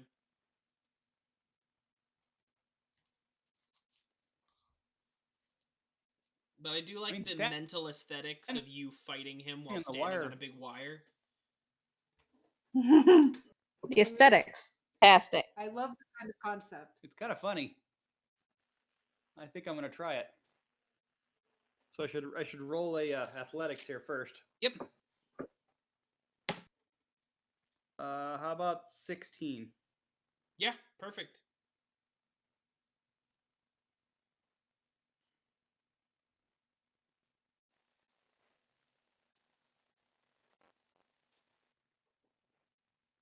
Does a 16 work for me? A 16 will, yeah, it's good acrobatics. Did you also roll a 16 to hit? No, I have not rolled a hit yet. Roll to hit. That's an 18 to hit. Hot damn, yeah, you hit. Cool. 12 points. Ooh. 12 points of damage? Damn! He's like, Really this guy up. Oh. Okay. That then brings us to Harper. Alright. Is it possible for... Why can't I click things? That's why I can't click things. Alright. Is it possible... There's like a little box here, and I notice there's 2 levels of roofs. Can I like get here to climb up there? Yeah. Alright. I'd like to climb up to be here. Do I need to roll for that? No. Yeah, I mentioned earlier that if you were climbing up on one of those ledges or boxes, I'd let you do it. Alright, okay, cool. And then I would like to attack with my sword cane. Well, I have a feeling this guy isn't very diplomatic.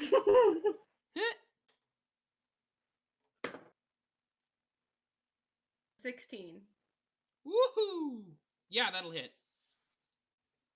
Yay. Man, I'm so used to playing a level 11 character that watching this damage hit hurts.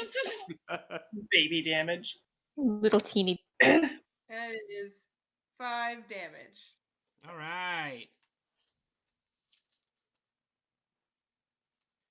And I need everyone to know really quick that Beowulf is using his lemon as a pillow. Oh.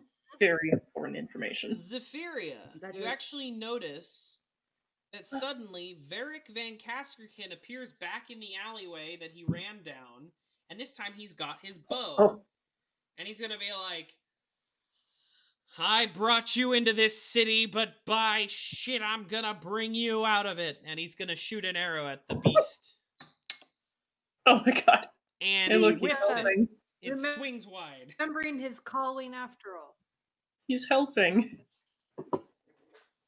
Isn't that sweet? He shoots an arrow and it flies past this thing's head. Shit. Amazing. Well, he tried. He's shooting it at it and not one of my friends. Yeah, probably. Okay. Whoever he was shooting at, he missed. Fair enough. Yeah. And then that actually brings us to you, Zephyria. Oh. Does somebody falling off a roof attract attacks of opportunity? Not falling, but climbing down, yes. Checking. Do you take damage if you fall? I'm going to go ahead and shoot him again. I got an 18 with my hand crossbow. Nice. Roll damage.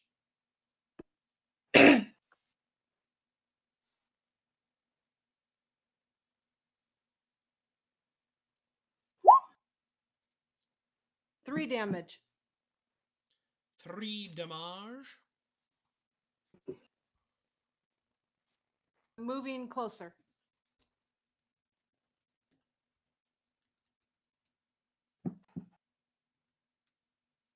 Mm-hmm.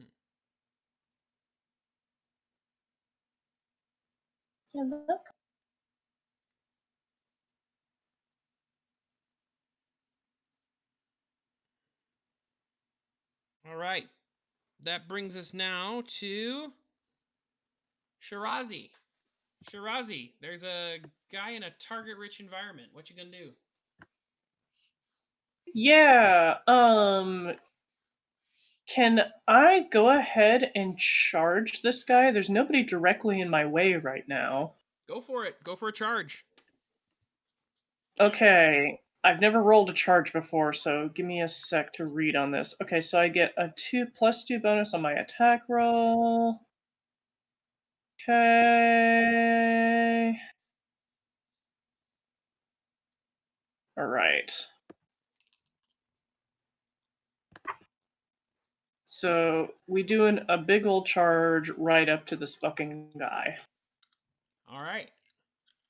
Choom, nyoom. And I've got my lance, so we're like running right into this guy. Or at least Beautiful. running the lance into it. The thing's got reach, so. Alright. So it's my attack roll +2 plus a 1 for the Masterwork Lance. And that is a 19 plus. So that is a. Oh, plus my base attack bonus. Does that count as a melee or is that's a combat maneuver bonus, right, Dave? Is which a combat maneuver bonus? Dave? To do which? Charging, do I?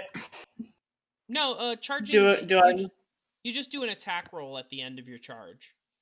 If you want to bull rush or overrun, so if you want to trample them, that would be a combat maneuver bonus. Okay, actually, can I do that? Yeah, I can do that. Oh, I'm gonna do that. Ability? Huh? So trample. If you don't have the special thing. Okay, it does provoke an attack of opportunity. I picked up the powerful maneuvers feat from your document. Oh. And that gives me improved bull rush. Perfect. Yeah. That gives me improved bull rush, so I don't provoke attacks of opportunity. So that'll shove him back 5 feet. Overrun. Okay. But we're also hitting with a big ol'. Yeah.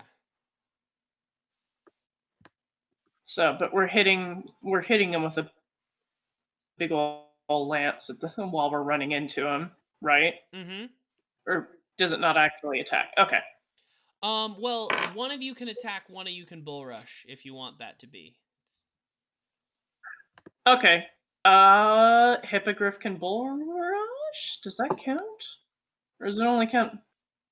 It counts for whoever has the feat. It's working if I'm writing them out. Shirazi has the feat, she can use it. If the Hippogriff has the feat, she can. If Sugarcube has the feat, she can use it.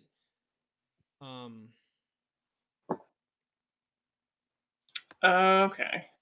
Wasn't sure how that worked. No worries.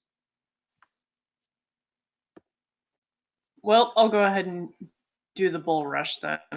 And I guess Sugarcube can try to get an attack in. I would say because I thought if you were charging with a lance that you could attack while you were charging, because that's ignore the bull rush. The benefit you will get from it is far less than the benefit you would get from attacking.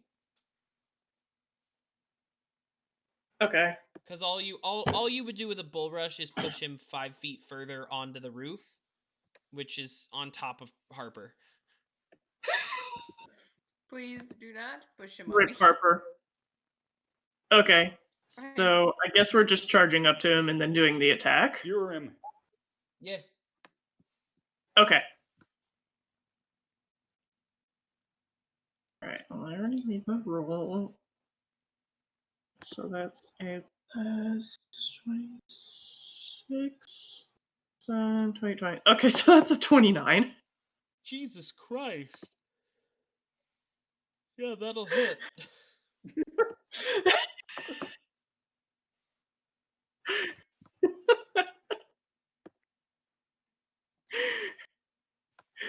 Shoot, motherfucker.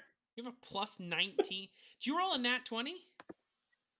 I rolled a 19, but I have a plus 7 for my base attack bonus for melee, and then I have a plus 1 because it's a masterwork lance, and a plus 2 because yeah.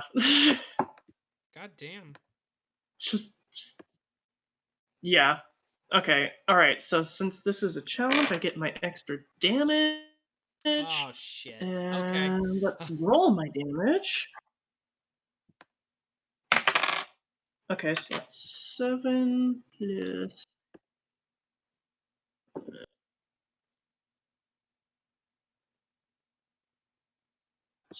Okay, so that'd be 11 total.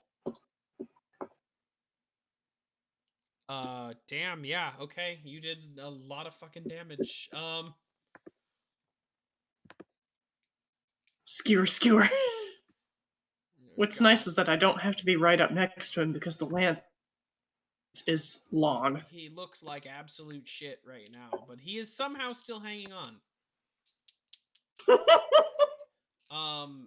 And lo and fucking behold, guess whose turn it is next? Oh no. I am the beast who will cut you like leaves. Look at my axe. Now look at my cleave. And he is going to do a great cleave. And he's going to start... Oh, actually... Oh. Really quick, I just saw the note about attacking on a charge. For lances and charge attacks, a lance deals double damage if it's employed by a mounted character in a charge. Did you not roll double damage? I rolled a 7, and then the plus 4 was because I issued my challenge, so it should be 14 plus 4, so that was 18 damage. Sorry about that, I never saw that note before. This is my first time playing a Cavalier, please forgive me.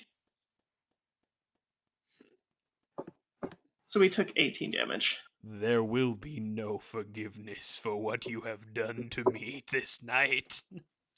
Oh no! So, Shit. So you shove your lance. So this guy's like, he's about to swing his butchering axe, and oh no. And you see he's like about to really just fucking wail on Harper, and you see that this thing is so sharp you feel like he can just cut through all three of your friends that are surrounding him. Oh god. And you just fucking lower your lance, and you are full Sable Company mode as Sugarcube puts on the fucking does the peregrine stoop, I feel. Oh fuck yes. Gets a little bit of elevation, and you just fucking dive this guy, and your lance punctures into his chest and pops out the other side and just pins into the tiles between Harper's feet. And he's just like, and you've shoved this thing so firmly through this guy that you have to let go of it right now. Oh my god. So you just fucking, you just cram a lance through his chest cavity. Oh.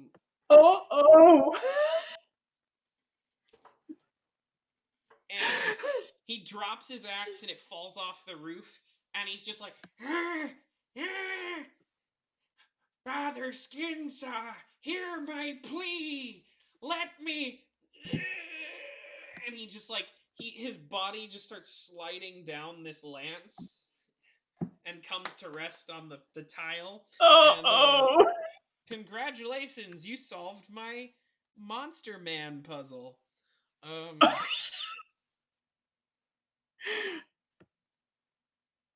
Look, I was really upset about those hippogriffs.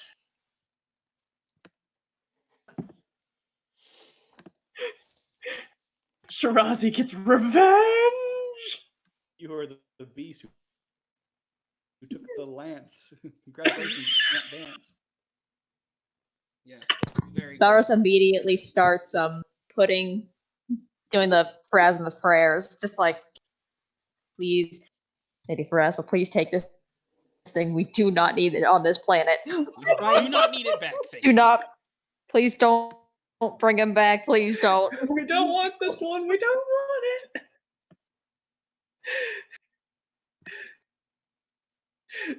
Shirazi and Sugarcube land nearby after they circle around. I guess they like circle around to like the other roof. Shirazi just like takes a deep breath. She's like, "Oh." Does he drop any sweet loot? Let's look for loot. He does drop quite a lot of Find sweet our, loot. I will put it as per the usual with loot. I will put it in the chat later. But right now we have the rest of a scene to go over. So yeah, Yeah, I'm gonna go find Varric. Yeah. Varric's here, and he's just like, hey, because I just really don't fucking trust the rest of the Cowhammer boys, as I guess they're gonna call themselves. Can we get my shit before you turn me in? I Sure. think we probably should, and I'm gonna grab that bag and of that the beast was carrying of meat. Yeah. Oh god. Do you want to look What's in inside? the bag? Yeah, well, first we're gonna get into somewhere with good light because I'm assuming it's fairly dark out here. I have good light. Always. Yeah.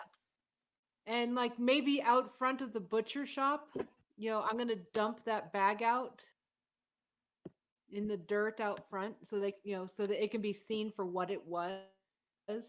Yeah, there's like a bunch of random animals in there, including like multiple like just like dogs and cats and stuff. Please tell me there's at least one of those choker things, because that'll really disgust people. Yeah, there's definitely at least one choker. There's gonna be in there. Oh god. Yeah. You know what? Yeah. You know what? It's official. I'm a vegetarian.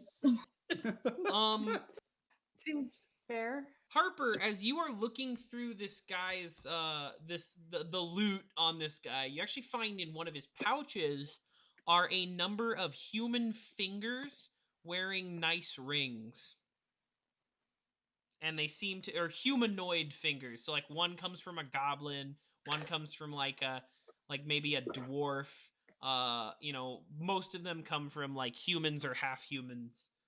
And the fingers seem to be worth money, but you cannot identify who as people these fingers come from.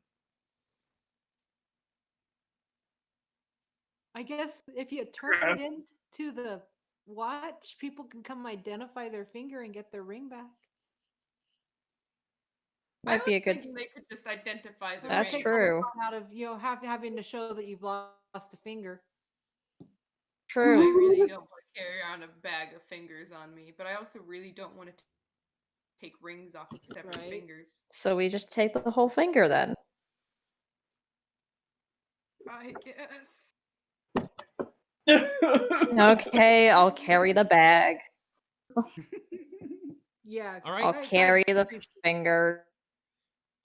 Listen, I've seen and done a lot, but something about carrying around a bag of they could also be from people he's murdered, and so they may be the only thing to identify that they were people who got eaten out of this butcher shop. Yeah, so, we should probably bring at least the rings should help as well. Right. If people are missing and there's a ring that they would have been able to be identified through. Yeah, I was thinking. And we're talking about this, and I'm looking at Varric every time I mention people being eaten out of the butcher shop he was running. And he's just like, go okay, bang on the door. Look, it started as a good idea, okay? It was a great idea until you hired that. Hey, while all this discussion is going on, can Shirazi go back inside and rescue the dog? Get the dog, get the dog, get the dog. You see, like, I want to get the dog. You see, like, one of the guys is like, "Hey, what are you doing with our dog?" Oh, you weren't gonna eat the dog? No, I thought the dog was in the the meat pens. No, we just don't have any dog pens. Oh. No, man, we just feed the Okay. dog like just feed the dog like leftover meat and stuff. He likes it. The dog like looks at you and he looks at them and he's just like, "Boof." Whoa. All right. It's a lot. But you should give him a bath. Maybe don't feed him so much. You're feeding him too much. You look at the guy that you just told to give the dog a bath, and you like can smell him from here, and you're like, "Oh, he hasn't taken a bath in 3 months." He also has not taken a bath since he last fell in the creek. Oh.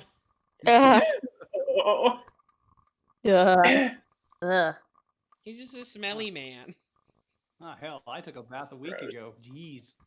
That was when you were helping put out a fire. Well, that's true. You did. I guess that does count. Anyways, We get Barry's stuff out of his room, and then we take his ass back to the captain and explain. Yeah. Yeah. Like making sure everybody gets tagged as a hero in this mess. Yeah. Yes. As he's in the room, you do see there is a really, really nice Vudrani silver dagger that is like pinned into a table. It looks like it might be slightly magical. Ooh. And it seems like he's just gonna leave it. Like, it doesn't seem like one of the things. Like, he's mostly grabbing like his personal paperwork and stuff. Nice. And like his personal ID papers and all that. That's smart. Yes. We get seen taken. We're turning him in for being like a deserter, right? For being a deserter, Pretty and much. also like some light extortion. Some light extortion. And see, I was focused on we're going to a butcher shop for these botched meats. That's it. I'd like to add in coaching too. No. At some point, Harper leans in and is like, "Hey, if you need a good lawyer." Right. He's gonna give Harper a little finger gun, like, "We'll keep that in mind. Thank you." God.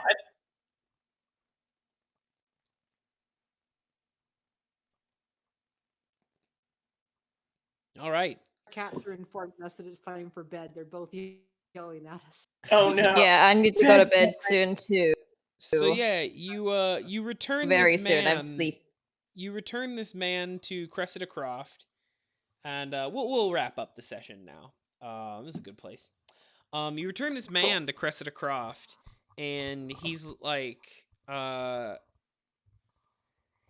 she has him kind of like turn in all of the stuff he got while he was on the watch. So like his armor and his bow and a quiver of really nice arrows. But she lets him keep like his personal stuff, and she has to sit with him. And you see, like, as he walks out, he's just like, "Okay, so we've come to a deal. I get to fucking make it as long as I leave the city and convince a bunch of other assholes to leave as well." Which is fine. I was planning on heading north to go to Riddleport, go back home to Riddleport anyway. Yeah, my Yeah, you older- should probably go there and maybe do a more thorough interview process for your employees next time. Yeah, I'm thinking I might go see if like my dad is hiring or something. I think he's starting like a new gambling hall. Good luck with that. Yeah, have fun. Have fun. Yeah, thanks guys. So much fun. Yeah. Cool. Thanks for not murdering me. I feel like a lot of people would have just kicked my ass and possibly tried to murder me, and I feel like we really got out of this without a lot of ass kicking, and I think that's neat. I really didn't want to tear out your jugular, but like it wasn't off the list of choices. I'm very sorry to say. No, fair enough. Before you completely blew it out. So Hey, any of you got an idea? Clearly, I am not someone who should be like in charge of a military unit or cops or whatever. When I get to Riddleport, you think I could hack it as a juggalo? Totally. Live your dream. Yeah, cool. Go for it. And he like lifts up his shirt, and you see he's got like an 8-pack. Shit. Yeah, man, I think you're set. Oh Yeah, no. cool. Well, hit me up if you ever go coastal. Peace. And he's just got his shit over in like a duffel bag over his shoulder, and he just like leaves the city. It's an Adidas bag. It's a what? Ugh. Yes. I'm like, there but for the grace of Callista. Erasmus, a strange woman. I Yeah. respect her. All right. Well, Uh, I think I have the evidence I need to show the Sable Company what's been going on. yeah. Cool. You find got out what that you there's need? been like a small sect of the Skin Saw cult. You found out some other shit going on. Anyway, I will type up all the treasure that you all found in the treasure channel. Other than that, thank you everyone. Thanks to our cast for a fantastic session, especially to our guest stars, Dean, Yeah. Yay. Elise, and Mercury. Thank you for being our guest stars. Next time on Curse of the Crimson Throne, we will be finding out some more about the seedy underbelly of Corvosa as our heroes go to Eel's End to meet the King of Spiders. So What? tune in next Friday, 7 p.m., just like this one. And does anyone want to plug anything? Any projects they're working on? No, I'm good. Or we're Buy not local. Buy local for your holiday gifts. But- Yeah. Yeah. local. Hell yeah. Buy local for your holiday gifts. Support local businesses. And if not local, buy Etsy. Yeah, Etsy and stuff. Yes, absolutely. Also, everybody have a good, safe holidays. Skype your family, Zoom your family. Plenty of good Yep. ways that we Don't- can connect with people. Please don't bring Grandma the plague. Yes, please don't bring Grandma the plague. I think that's a good note to for our lessons part. If you are interested, please follow our Twitch. Our Curse of the Crimson Throne series. We have our first 2 episodes are already uploaded on Twitch. If you'd like, in the description, you can find a link to our Discord channel where you can make a character of your own and become a part of the intricate tapestry that is the city of Corvosa. Y'all have a fantastic week, and thank you very much. That's our show.